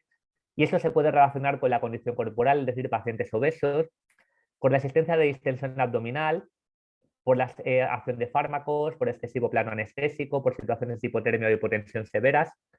Podemos tener hipercapnia por atelectasia pulmonar, que es pérdida de funcionalidad de diferentes zonas del pulmón porque se han colapsado los alveolos. Al haber menor superficie de intercambio, también veremos hipercapnia en consecuencia. Podemos observarla en situaciones de aumento del gasto cardíaco, por ejemplo, en cirugías torácicas es frecuente que por situaciones de dolor, de nocicepción se llegue a producir, o por lesiones del centro respiratorio de nuestro paciente. También por el uso de bloqueantes neuromusculares veremos algo muy parecido. O por el aumento de la producción de CO2 en cirugía laparoscópica o en situaciones de hipertermia. ¿Cómo actuaré para corregir mi hipercapnia? Muy importante, la intubación del paciente se considera un mecanismo para prevenir la hipercapnia, porque al fin y al cabo, si no tenemos a nuestro paciente intubado y no tenemos una manera directa de poder medir el CO2 expirado, puede ser que el paciente llegue a estar hipoventilando mucho tiempo y no llegamos a darnos cuenta. Cuanto antes podamos intubarle para ello, mejor. El poner a nuestro paciente en ventilación asistida, inicialmente hiperventilándole o haciéndole mover un volumen corriente algo más alto, ayuda a eliminar la hipercapnia. El revertir determinados fármacos usados en anestesia se han sido la causa. Descomprimir la presión del abdomen, por ejemplo, es típico que veamos hipercapnia en situaciones de dilatación gástrica por un estómago que esté lleno de aire o por tener masas abdominales de gran tamaño que al colocar al paciente en decúbito supino comprimen el parénquima pulmonar. Administrando analgesia si la causa es dolor, corrigiendo la temperatura en el caso de que la hipertermia sea o la hipotermia una causa y corrigiendo la patología base del paciente que haya producido esta hipercapnia. Y la hipocapnia se define como un nivel de CO2 expirado menor a 35 milímetros de mercurio o incluso menor a 32 cuando hablamos de ventilación espontánea. Las causas de la misma incluyen la existencia en este caso de una hiperventilación del paciente por taquipnea o jadeo. Esto puede deberse a una falta de plano anestésico, puede deberse a hipertermia, pero muy a menudo no está relacionado ni con falta de plano, ni con dolor, ni con excesivo calor ambiental, sino que se relaciona con que hay pacientes que tienen que compensar de alguna manera con jadeo el insuficiente llenado de su pulmón. Por ejemplo, pacientes obesos o hembras gestantes tienen necesidades de oxígeno más altas y compensan esto con jadeo. Las situaciones de bajo gasto cardíaco se traducen en hipocapnia, determinadas patologías pulmonares y muy importante, y esto es típico que se observa en pacientes pequeños o en gatos, donde a veces tendemos a meter tubos endotraqueales más pequeños de la cuenta por precaución. Si tenemos fugas en la vía aérea por un tubo endotraqueal muy pequeño o que esté desinflado o que esté pinchado, observaremos hipocapnia porque al final, al no tener la vía aérea totalmente sellada, parte del CO2 no está siendo medido, se está eliminando y no somos conscientes de ello. ¿Cómo corregirlo? Perdón. Comprobando el plano anestésico del paciente y profundizando si este fuera escaso, comprobando la estabilidad hemodinámica para aumentar el gasto cardíaco si comprobamos que es escaso, comprobando la ausencia de fugas en el paciente y cambiando de tubo si fuera necesario. Y efectivamente también en el caso de la taquipnea, igual que la hipoventilación, sería ideal pasar al paciente a ventilación mecánica programada para intentar ser nosotros quienes controlemos la eliminación del CO2, porque al final las ventilaciones por jadeo o taquipnea no son muy efectivas. Y en cuanto a anomalías que podemos detectar en la curva de capnografía, tenemos este primer ejemplo en el cual vemos que nuestra curva de capnografía no llega a cero, que es lo que ocurre cuando tenemos reinhalación de CO2. La reinhalación se produce en el caso de los que tengamos escaso flujo de gas fresco al paciente, o bien por sistemas como los circuitos o tubos endotraqueales muy largos en pacientes pequeños, porque la cal sodada está totalmente saturada de CO2 o porque tenemos obstrucción en la válvula inspiratoria. Este tipo de curva de aquí, en el cual nuestra curva, en lugar de tener esta forma, se vuelve mucho más estrecha, corresponde a la existencia de fugas en la vía aérea. Esta de aquí correspondería a un cuadro de taquipnea, jadeo, respiración superficial. Este tipo de curvas que se vuelven dobles, por decirlo así, son características tanto de la lucha del paciente con el ventilador en ventilación mecánica, como también de situaciones en las cuales nos apoyamos o el cirujano se apoya en el tórax del paciente. Si observamos esto, es importante preguntarle si por casualidad le está manipulando. En cirugía torácica puede ocurrir mucho. Este tipo de curvas que tienden a volverse así, más altas y más picudas, corresponden a cuadro de broncoespasmo. Las podemos observar en situaciones, por ejemplo, de asma o de estrechamiento en general de la vía aérea en el flujo de salida. Este tipo de curvas que vemos sobre todo en ventilación espontánea, que tienen esta forma de oscilación, son lo que se llaman oscilaciones cardiogénicas. Son muy típicas en pacientes pequeños y se producen como consecuencia del efecto del latido cardíaco sobre el propio pulmón y no tienen ninguna significación patológica. O podemos ver esta hipocapnia progresiva, que es el inicio previo a una parada cardiorrespiratoria cuando estamos en ventilación mecánica. Acabamos con la monitorización viendo complicaciones relacionadas con la temperatura. Y es que la hipotermia durante la anestesia es, si no la complicación más grave, sí la más frecuente tanto en perros como en gatos. Y diversos estudios han mostrado que la hipotermia en perros y gatos tiene efectos bastante serios. Retrasa la coagulación sanguínea, produce un retraso en el metabolismo y la eliminación de los fármacos anestésicos y disminuye la cantidad de anestésicos inhalatorios, es decir, con mucho menos nivel de anestésico inhalatorio se mantiene el plano del paciente, lo cual es malo, implica que su metabolismo está siendo enlentecido. Como consecuencia, las recuperaciones de los pacientes son mucho más prolongadas, tardan más en despertarse, y esto lo habréis observado todos, que los pacientes que se quedan muy fríos después de la anestesia tardan mucho en recuperarse. Tenemos también alteraciones electrocardiográficas, se reduce la actividad mucociliar a nivel de la vía aérea. ¿Qué produce hipotermia durante la anestesia? Pues desde la vasodilatación producida por los diferentes fármacos, los propios flujos de oxígeno y aire que administramos a través de la vía aérea que de por sí van fríos, el rasurado y los lavados quirúrgicos, la propia temperatura ambiente. En los pacientes pequeños, de pequeño tamaño y en cachorros, hay que tener mucho cuidado con la hipotermia porque van a ser mucho más sensibles a las pérdidas de calor. Al fin y al cabo, su centro termorregulador no funciona del todo y es muy recomendable que si van a ser anestesias, sobre todo largas, les vayamos precalentando desde el minuto 1. ¿Cómo nos enfrentamos a la hipotermia durante la anestesia? Pues como ya hemos dicho, en pacientes pequeños y pediátricos precalentando, con foco de calor, secador si lo tolera, jaulas de calor si disponemos de ellas.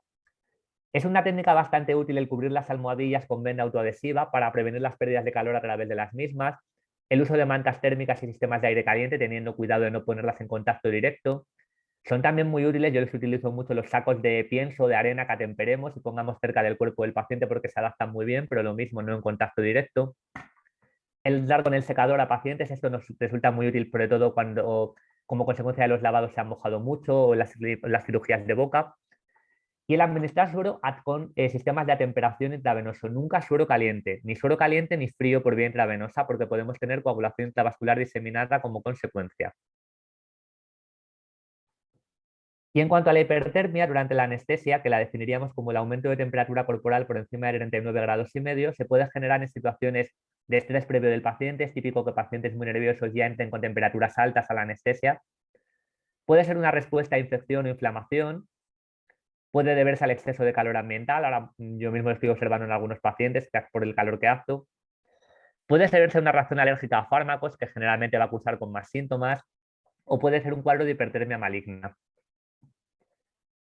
¿Cómo resolvemos en este caso? Intentando actuar también sobre la causa. De forma genérica, resulta útil administrar alcohol en zonas sin pelo, o en las almohadillas o en las axilas, pero el efecto es transitorio y de hecho tenemos que tener mucho cuidado con los sistemas como el bisturí eléctrico, que no haya un contacto de echar alcohol justo cuando el cirujano vaya a utilizarlo.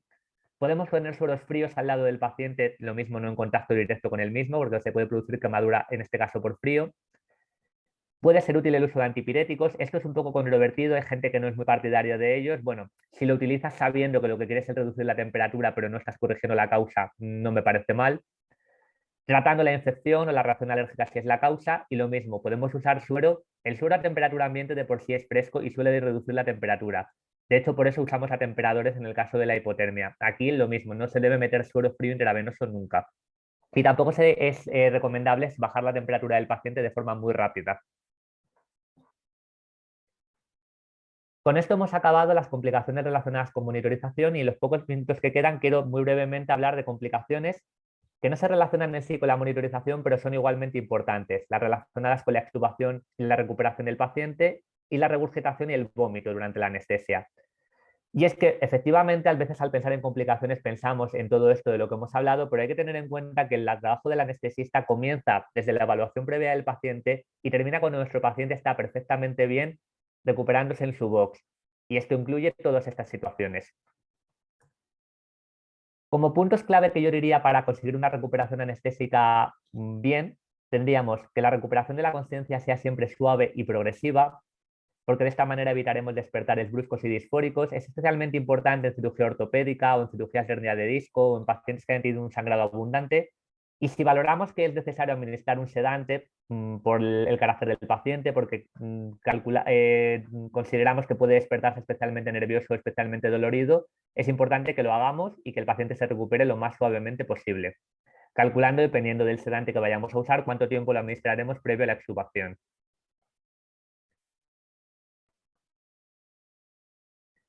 Importante también el mantener la monitorización del paciente siempre que esté la tolera, incluso cuando ya está extubado, sobre todo si hemos tenido complicaciones durante la anestesia. Yo personalmente siempre mantengo el pulsioxímetro hasta la extubación, incluso a veces hasta que no me fío y no veo que el paciente efectivamente satura todo lo bien que debería, incluso una vez extubado si lo tolera. La temperatura muy importante también, como ya hemos dicho, sobre todo en cachorros, en gatos y en razas pequeñas.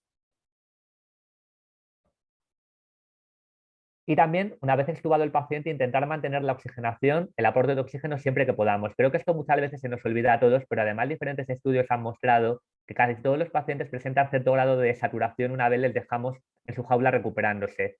Y es que la recuperación anestésica es un periodo que tiene una elevada demanda de oxígeno en el paciente, porque puede mantener hipoventilación inducida por los anestésicos todavía, porque puede mantener todavía atelectasias en diferentes zonas pulmonares que van a tardar todavía un tiempo en revertirse, porque hay diferentes situaciones en las cuales se puede reducir la capacidad pulmonar y la oxigenación, como el sangrado profuso o las cirugías de tórax. Entonces, siempre que el paciente tolere la administración de oxígeno, sin estresarle, lo intentaremos mantener.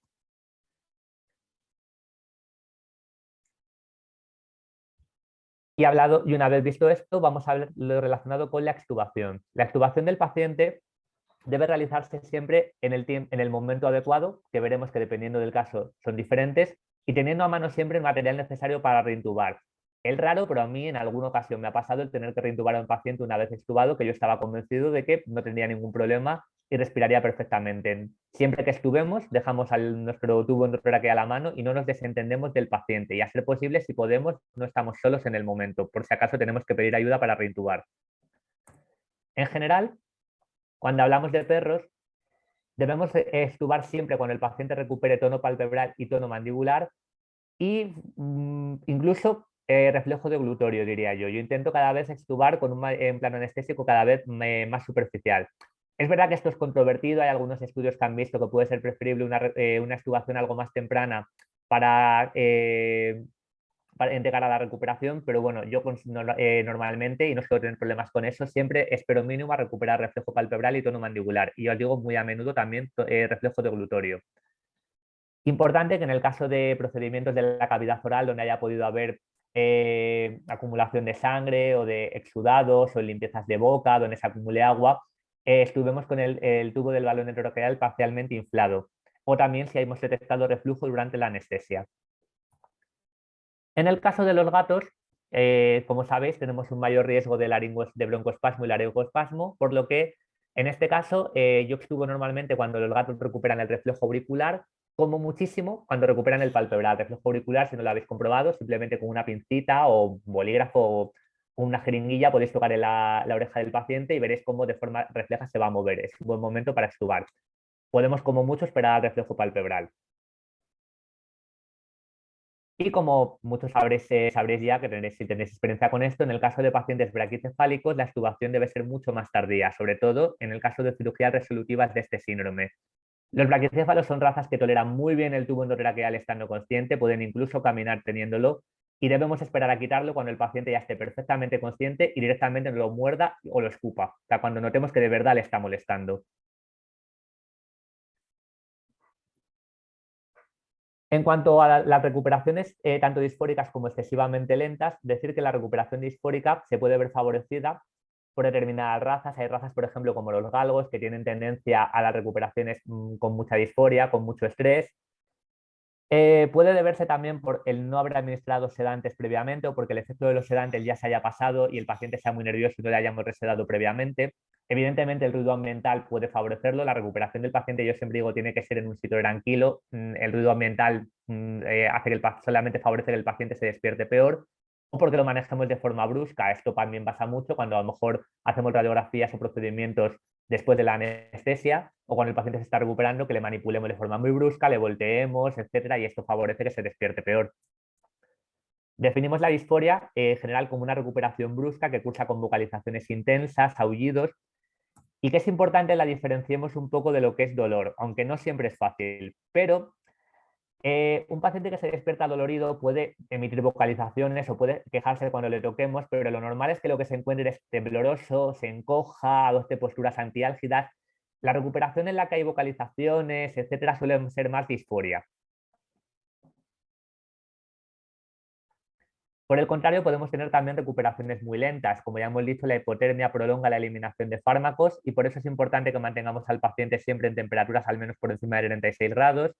La hipoglucemia puede también favorecer recuperaciones lentas de los pacientes o determinados fármacos como la cipromacina, es un sedante que dura más en el organismo, que se elimina más lentamente y puede hacer que el paciente tarde más en recuperarse, o el mantenimiento anestésico intravenoso, si bien tiene muchas ventajas, tiene como defecto que las recuperaciones suelen ser más lentas. Finalmente, vamos a hablar brevemente de la regurgitación y el vómito durante la anestesia, la cual se puede ver favorecida por la existencia de patologías como digestivas, renales, hepáticas, por la existencia de reflujo gastroesofágico, porque durante la anestesia se va a reducir el tono del cardias por la acción de determinados fármacos, favoreciendo que pase fluido desde el estómago al esófago. Y también, muy importante, los tiempos de ayuno excesivos, porque el ayuno excesivo reduce el pH gástrico y favorece mucho la incidencia de reflujo. ¿Cómo de frecuente es esta complicación en anestesia? Aquí os dejo diferentes ejemplos de estudio que han visto todo esto.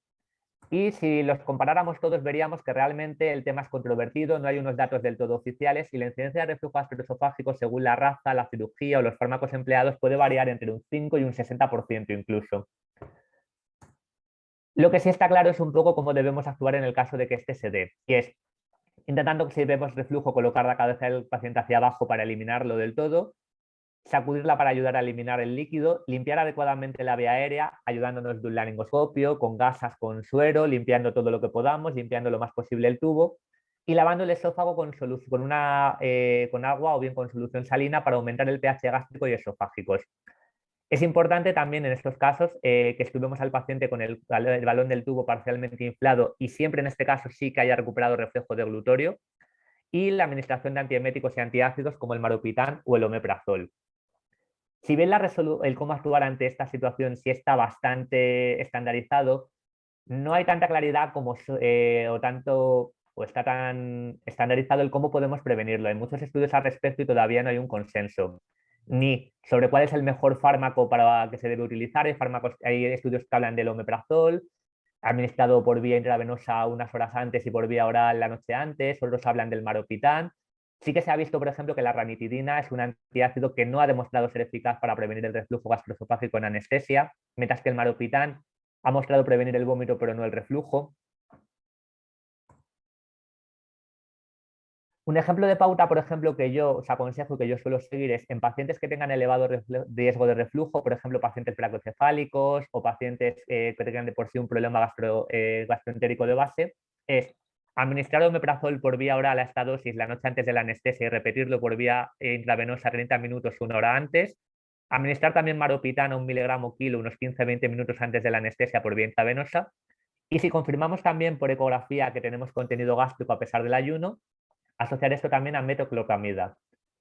Si el paciente no tiene un elevado riesgo per se de reflujo, podemos no hacer nada o podemos seguir esta pauta simplemente porque sí, pero no deja de ser una pauta que yo os aconsejo y recomiendo un poco basado en la experiencia y literatura que he leído. Como ya os he dicho, falta consenso sobre la utilidad de la misma. Y en todos los casos sí que lo más importante es ajustar lo más posible los tiempos de ayuno. Y los tiempos de ayuno que recomiendan las guías más actualizadas de anestesia y analgesia, como la tabla que veis, son estas. Y como veréis, en general, los ayunos de 12 horas de sólidos ya solo se recomiendan en pacientes para procedimientos como las endoscopias o pacientes con elevado riesgo de regurgitación porque tengan historial de lo mismo. Se habla ya de ayunos de 8 horas, incluso a veces de menos. En cachorros pediátricos hablamos de 2-4 horas. Con esto termina la presentación y me gustaría, hablando de complicaciones anestésicas, dejaros esta frase que me dijeron hace bastante tiempo una profesora, es que por cada error que se comete por no saber, se cometen 100 por no fijarse. Muchas veces no se trata solo de conocimientos, sino de la atención que prestemos a nuestro paciente y podemos tener toda la monitorización del mundo, que si no estamos siendo cuidadosos y mirándole lo más que podamos, estando pendientes de él, se nos escaparán muchas cosas. Aquí os dejo diferente bibliografía, tanto libros como artículos muy interesantes relacionados con el tema. Y me gustaría terminar esta presentación agradeciendo a IONMED por patrocinar este webinar sobre complicaciones durante la anestesia y, por supuesto, a todos los asistentes. Y de esta manera, yo he terminado mi parte y os doy las gracias a todos por haber estado presentes.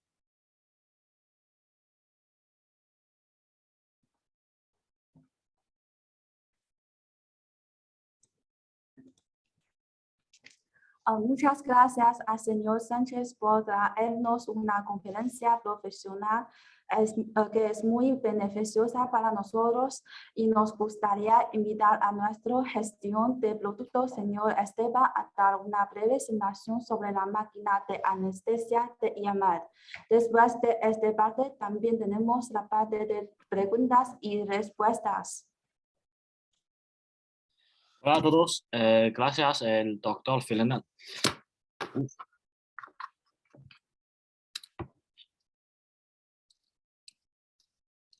Un momentito.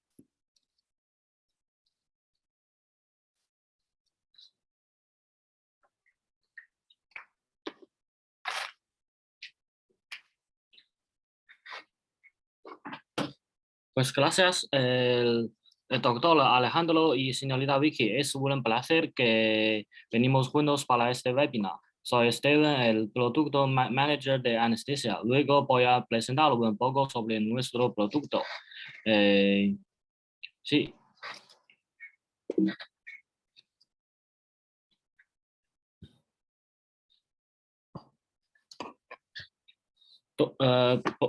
Primero, toda la máquina hecha por es nuestro máquina de modelo veterinario.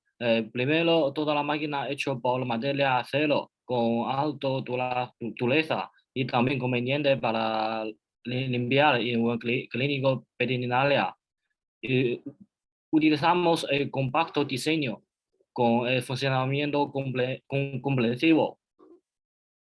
Se adapta a la necesidad de cada tipo de hospital y clínica.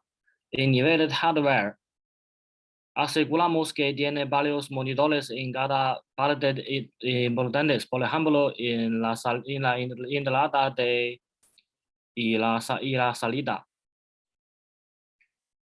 Utilizamos la pantalla 8.4 pulgadas. Es táctil. Se muestra varios parámetros durante la operación. Y en nivel de software, utilizamos la estándar de nivel humano, es bastante seguro para animales. Luego vamos a ver más detalles sobre esta máquina. El rango de volumen corriente es desde 20 hasta 1500 mililitros. Se adapta a ambos pequeños animales y medios. Estos son pantallas de 8.4 pulgadas. Se ve que bastante parámetros muestra. Además de eso,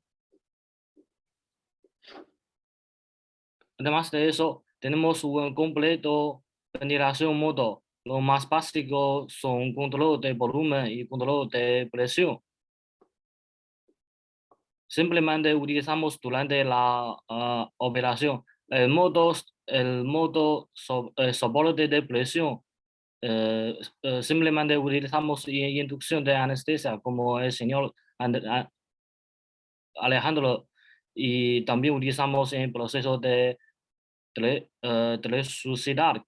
Por supuesto, a partir de todo, también tenemos el modo de manual para el uso personalizado de cada doctor. Además de software y hardware, con el alto estándar, diseños varias maneras de control seguridad. Tenemos varias compensaciones, por ejemplo, conformidad y gas fresco. Estos son algunos de logísticas de funcionamiento de nuestras máquinas. Estas fotos son unas formas de monitor de la máquina. Se muestra la situación de los animales. Los profesionales doctores pueden observar y juzgar. Por supuesto, estas formas son una parte del funcionamiento de la máquina. Tenemos más parámetros que se pueden mostrar. Sobre el sistema de respiración, utilizamos la materia acero. Se puede desinfectar en alta temperatura y presión. Se puede disminuir el coste de cambio la parte de respiración. Por supuesto, es un poco difícil para una clínica veterinaria Por eso también recomendamos con alta concentración de alcohol para desinfectar. Esta parte es un diseño de seguridad, llamamos a Adjustable Pressure Limit Valve. Se puede ajustar una presión límite de esta máquina. Por otro lado, si sucede alguna situación de emergencia, por ejemplo, la presión es un poco peligroso para los animales, podemos levantar esta válvula y la presión se disminuye muy pronto. La máquina se adapta a dos vaporizadores. En este vaporizador podemos usar inflore, isoflore y sevoflore, etc.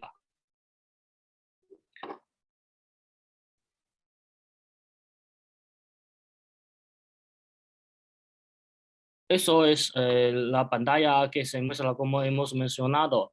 Se ve bastante parámetros que esta pantalla se muestra. Luego es nuestra AGSS System. Es para eliminar los gases residuales. Es un sistema más avanzado en área limpiar aire. Por supuesto, es opcional. Además de opcional, tenemos varios accesorios añadidos. Cada modelo compramos en fabricante Estados Unidos o Europea. Tiene una poderosa calidad cuando usamos con esta máquina. Como módulo de agente compramos en máximo. Más cosa, tenemos también el producto de monitor. Podemos ofrecer toda la solución de quirófano. Ahora, como el tiempo límite, pasamos el micrófono a señorita Vicky.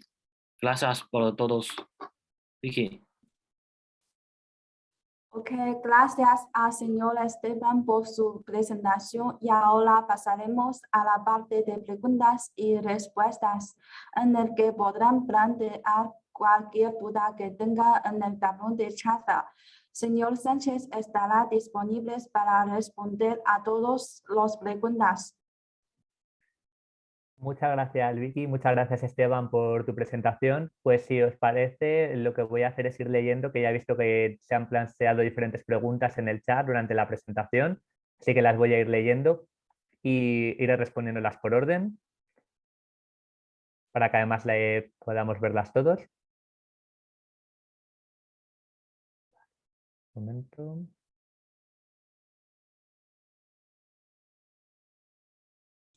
Vale, la primera... Alex, Dime. ¿podrías ver el tablón de charla? ¿Que lo abra, perdón? Tablón de charla. Sí, lo estoy mirando.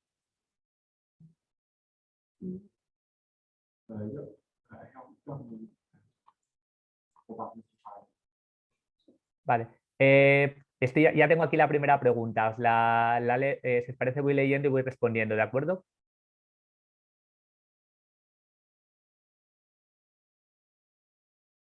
Vale, la primera pregunta que se hace es, para el tratamiento de hipertensión arterial en gatos, ¿el uso de lidocaína sería aconsejable? He tenido... Ah, bueno, perdón, que se me ha ido a la última, es que era parecida. Un momento. Perdón, la primera era si la lidocaína valdría para el tratamiento de complejos prematuros ventriculares, tanto en perros como en gatos. Vale, en mi experiencia, normalmente yo cuando tengo complejos prematuros ventriculares en perros suelo empezar usando lidocaína. A veces en casos más extremos o cuando son refractarios a lidocaína, utilizo amiodarona, que es el fármaco del que dispongo. Procainamida reconozco que nunca he tenido la opción de utilizar o no tengo el recuerdo más que creo que en una situación de una taquicardia ventricular muy grave en un postoperatorio nunca la utilicé. Y en gatos creo que nunca he visto ninguna situación o no recuerdo, pero lo que está descrito más, el uso de lidocaína puede hacerse, aunque sabemos que la lidocaína tiene un problema de que los gatos son más sensibles a la sobredosificación, y el fármaco que está más descrito para el uso en estos casos es el esmolol, que es un fármaco beta bloqueante. No sé si alguien tiene alguna pregunta más. La persona que, Víctor, la persona que hizo la pregunta, si si quieres saber algo más o pasamos a la siguiente.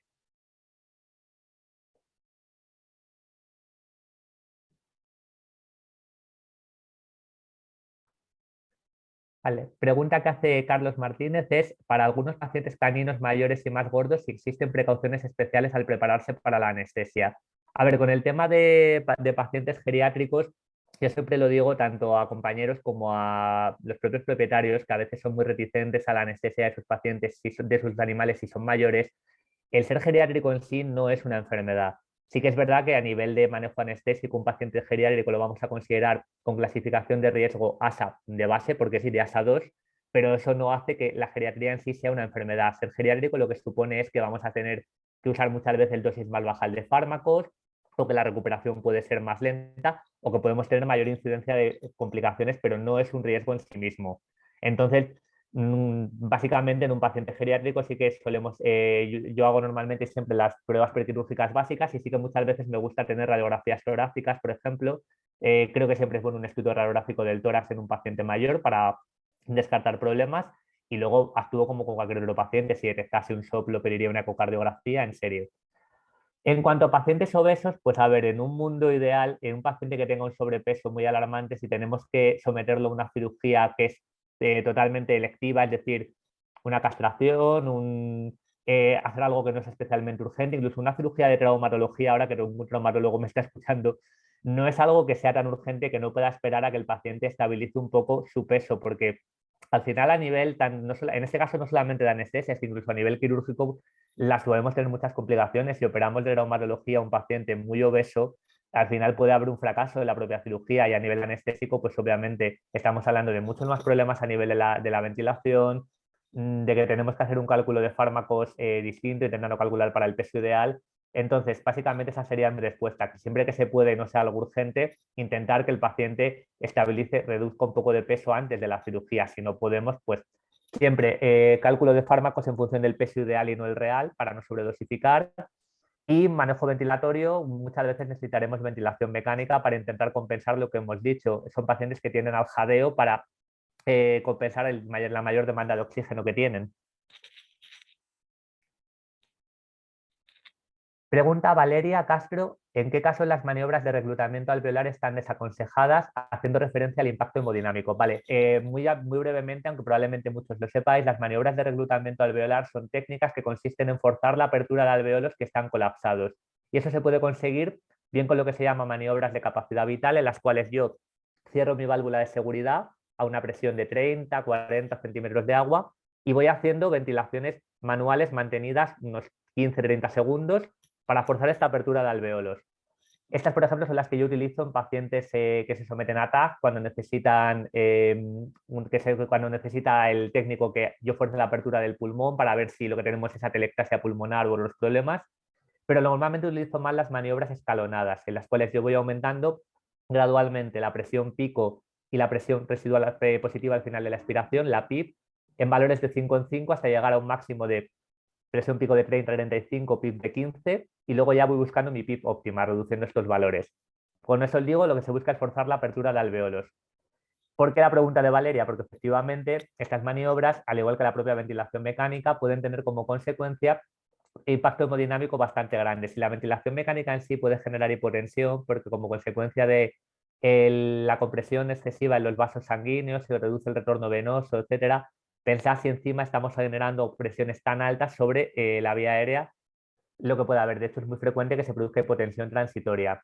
Evidentemente, teniendo esto en cuenta, respondiendo a la pregunta de Valeria, perdón que me haya enrollado tanto en la introducción, en un paciente hipotenso o hipovolémico están desaconsejadas las maniobras de reclutamiento alveolar, por supuesto, porque podemos agravar mucho el caso. En este caso, si tenemos que elegir, prefiero que mi paciente tenga un menor intercambio gaseoso temporalmente a que si me hipotense más. Pacientes cardiópatas no es muy recomendable, en pacientes neurológicos tampoco. Si en un paciente sospechamos de aumento de presión intracraneal, no está indicado, como de por sí no está muy indicado el uso de PIP en estos casos porque podemos empeorar el cuadro. En pacientes sometidos a cirugía ocular tampoco por la misma situación. Si yo hago eso, puedo aumentar mi presión intraocular y darle bastante problemas al cirujano. Y hay algunos estudios que no recomiendan tampoco hacerlo en pacientes hepáticos o más bien con hepatopatías severas, teniendo en cuenta el efecto que esto puede tener sobre el retorno venoso a nivel hepático. Más o menos son un poco todas las situaciones en las que yo lo evitaría.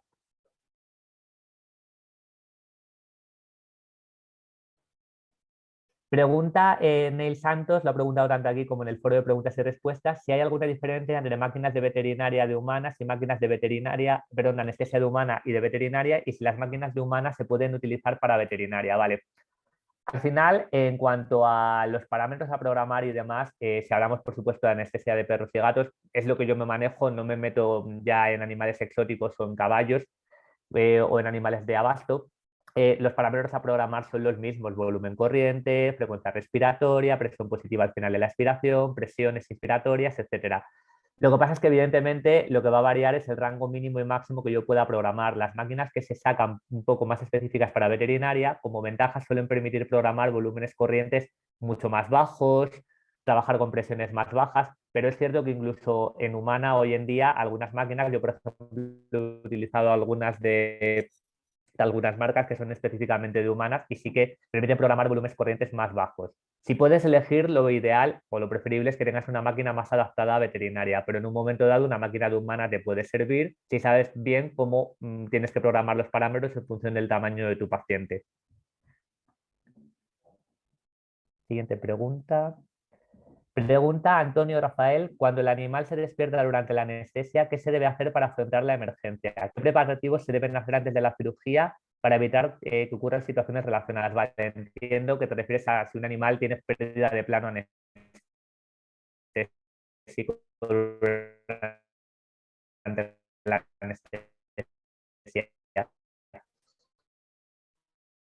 Como yo os he dicho, a mí lo que en este caso prefiero es administrar una dosis de un inductor anestésico al Faxalol. Y en este caso sí lo voy a subir, pero de una forma lenta y suave. Es decir, lo de subir el isoflurano 5 aumentando el flujo a tope para que le haga efecto, claro que va a conseguir que el plano anestésico se reduzca, pero va a ser a costa de una vasodilatación muy potente. Entonces me parece que es una técnica más fiable. Y en cuanto a cómo evitar estas situaciones, a ver, lo ideal es que siempre, igual que monitorizamos cada 10 minutos y anotamos nuestra frecuencia cardíaca, respiratoria, presión arterial, también estemos pendientes del plano anestésico.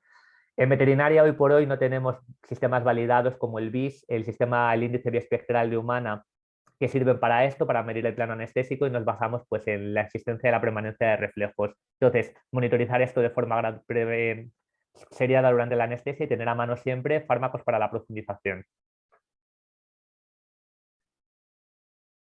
La pregunta sobre el tema de las máquinas ya se ha respondido. Vale, preguntan si existe algún estándar de referencia o base de ajuste para el ajuste de la concentración de oxígeno durante la cirugía en animales de diferentes tamaños. No sé si te estás refiriendo al flujo de aire o de gas fresco que se administre o a la proporción de oxígeno, por decirlo así.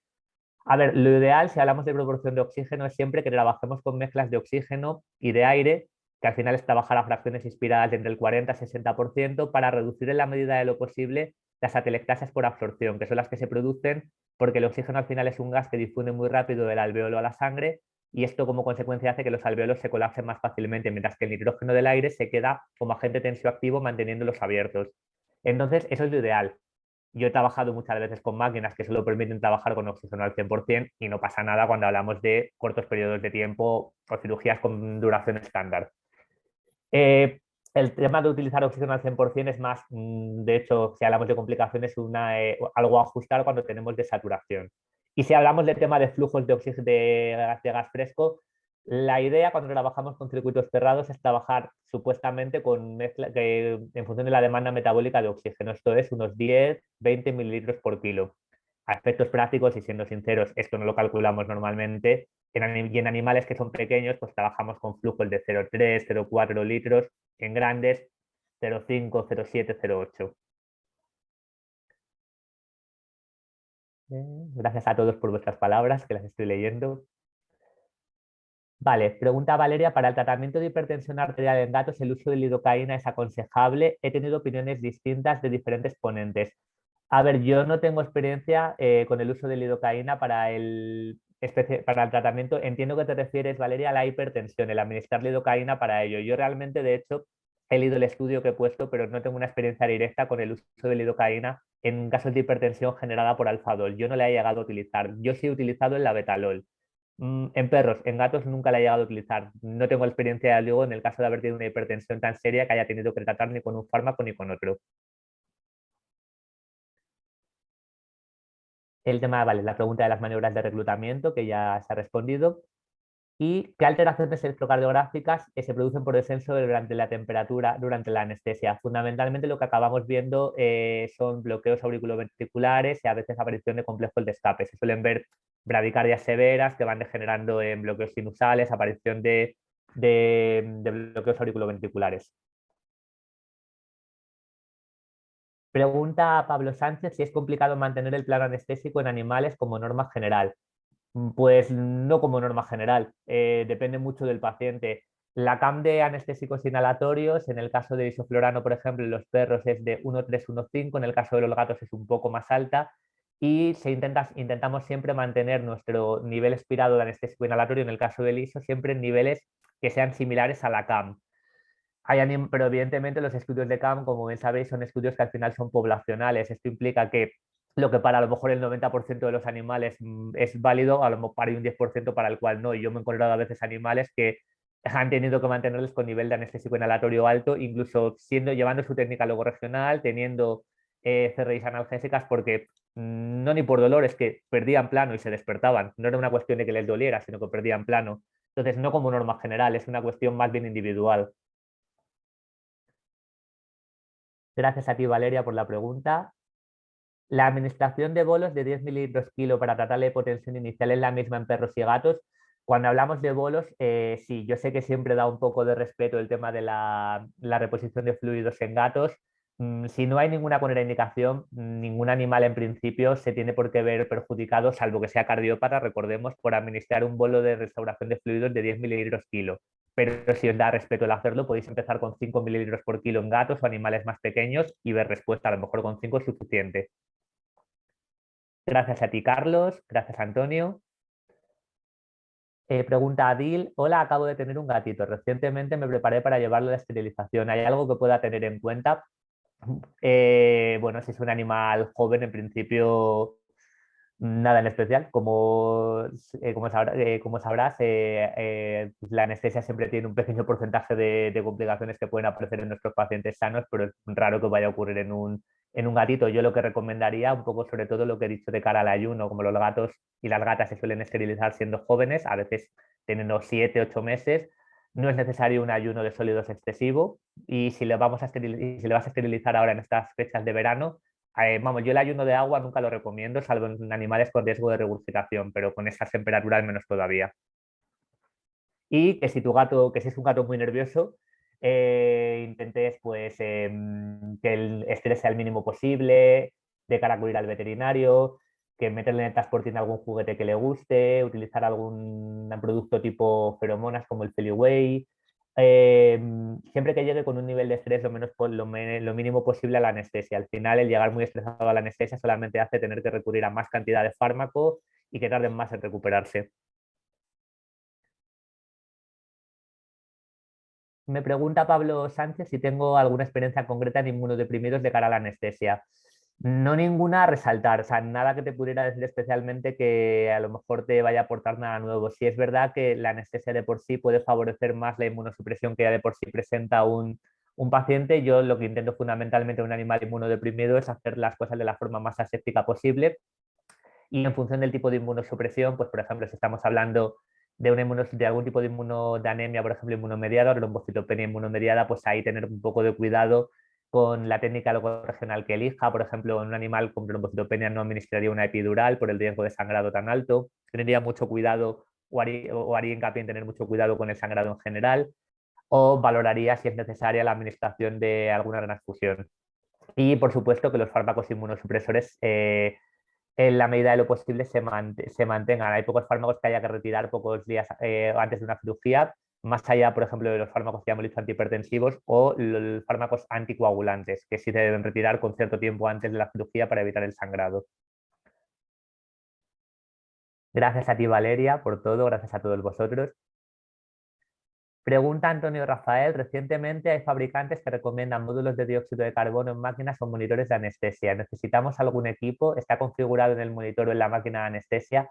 Vale, el módulo de dióxido de carbono yo recomiendo, vamos, no es que lo recomiende, creo que se debe usar siempre. Creo que no he podido evidentemente entrar en profundizar mucho porque quería abordar muchas complicaciones distintas, pero el no medir el CO2 en anestesia puede darnos consecuencias bastante graves.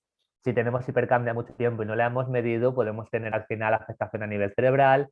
Si tenemos hipocapnia, lo mismo. Podemos tener acidosis o alcalosis respiratoria. Entonces, siempre módulo de CO2. Los módulos de CO2, el propio fabricante los instala de serie en el monitor o se pueden incluir en la máquina de anestesia. Y la configuración es la configuración estándar de cualquiera. Si lleva módulo de CO2 incluido, va a tener una opción que será para medir el CO2. Variará dependiendo del sistema. La mayoría son sistemas SideStream, que son los que constan de una trampa de agua y línea de capnografía, aunque existe el sistema Mainstream también, que es el que se coloca directamente en boca de paciente. Gracias a ti, Pablo. Víctor pregunta, ¿a partir de qué frecuencia en gatos empiezo a tratar con aeropina para la bradicardia? ¿Con cuánta presión arterial media y durante cuánto tiempo trato la hipotensión, por ejemplo, con dopamina? Durante mis anestesias, el rango de 55 mantenido, siempre dudo si debería empezar a tratar. A ver, yo al final voy a decirte un poco lo que yo hago, que no significa que sea la verdad universal, simplemente es la que avala un poco lo que he estudiado y el tiempo que llevo dedicándome a esto. El tema de la bradicardia en gatos, yo antes era bastante más exigente con esto y ya a partir de 80 latidos por debajo de 90 muchas veces ponía aeropina. Ahora soy un poco más tolerante, hasta 80 más o menos aguanto. Por debajo de 80 ya sí que es verdad que sí suelo o bien tratar con aeropina o bien si ha sido por un alfado el revertirlo. Menos frecuencia realmente a mí en un gato me asusta, aunque salvo que sea muy transitoria. Y con el tema de la presión arterial, yo por debajo, a ver, si me sale una medición de 55 y la siguiente ya me sale normal, vale, sin más. Otra cosa es, por ejemplo, cuando tengo una medición con presión arterial invasiva, que sabéis que mide la presión de forma continua, y ahí sí estoy viendo a lo mejor de forma, en el momento, como la presión baja o sube. Yo por debajo de 60 siempre trato la presión arterial. Puede haber que a lo mejor si me dices le quedan 5 minutos a la anestesia y me compensa el tratarla, bueno, pues valoro en ese caso, pero desde luego si estoy al comienzo, a mitad o le queda tiempo de anestesia, siempre la trato. Yo personalmente con 55 me parece escaso. No digo con esto que 60 sea lo ideal, es al final un valor rango que nos hemos puesto porque alguno hay que ponernos. En pacientes renales, de hecho, pacientes geriátricos en general, a mí me gusta mantenerles por encima de 70 o pacientes con alguna hepatopatía porque creo que son pacientes que necesitan un requerimiento, tienen ya de por sí un órgano con requerimientos de sangre y de oxígeno, por tanto, más altos y necesito ser más cuidadoso. Pregunta Silvia Elena, ¿hay algo que requiera atención especial a comprar una manta termostática? A veces la longitud de los perros grandes supera la longitud de la manta, necesito comprar alguna de gran tamaño. Yo concretamente las que tengo en el centro en el que trabajo no son mantas grandes, son mantas tamaño estándar, que es verdad que a animales grandes como mucho les cubre pues parte del dorso y demás, pero por lo general en mi experiencia suelen ser suficientes. Obviamente puedes comprarlas de diferentes tamaños y no hay ningún problema. Gracias a ti, Víctor. Y creo que con esto de momento las preguntas han quedado todas respondidas. No sé si alguien tiene alguna pregunta más, aprovechando todavía algo de tiempo.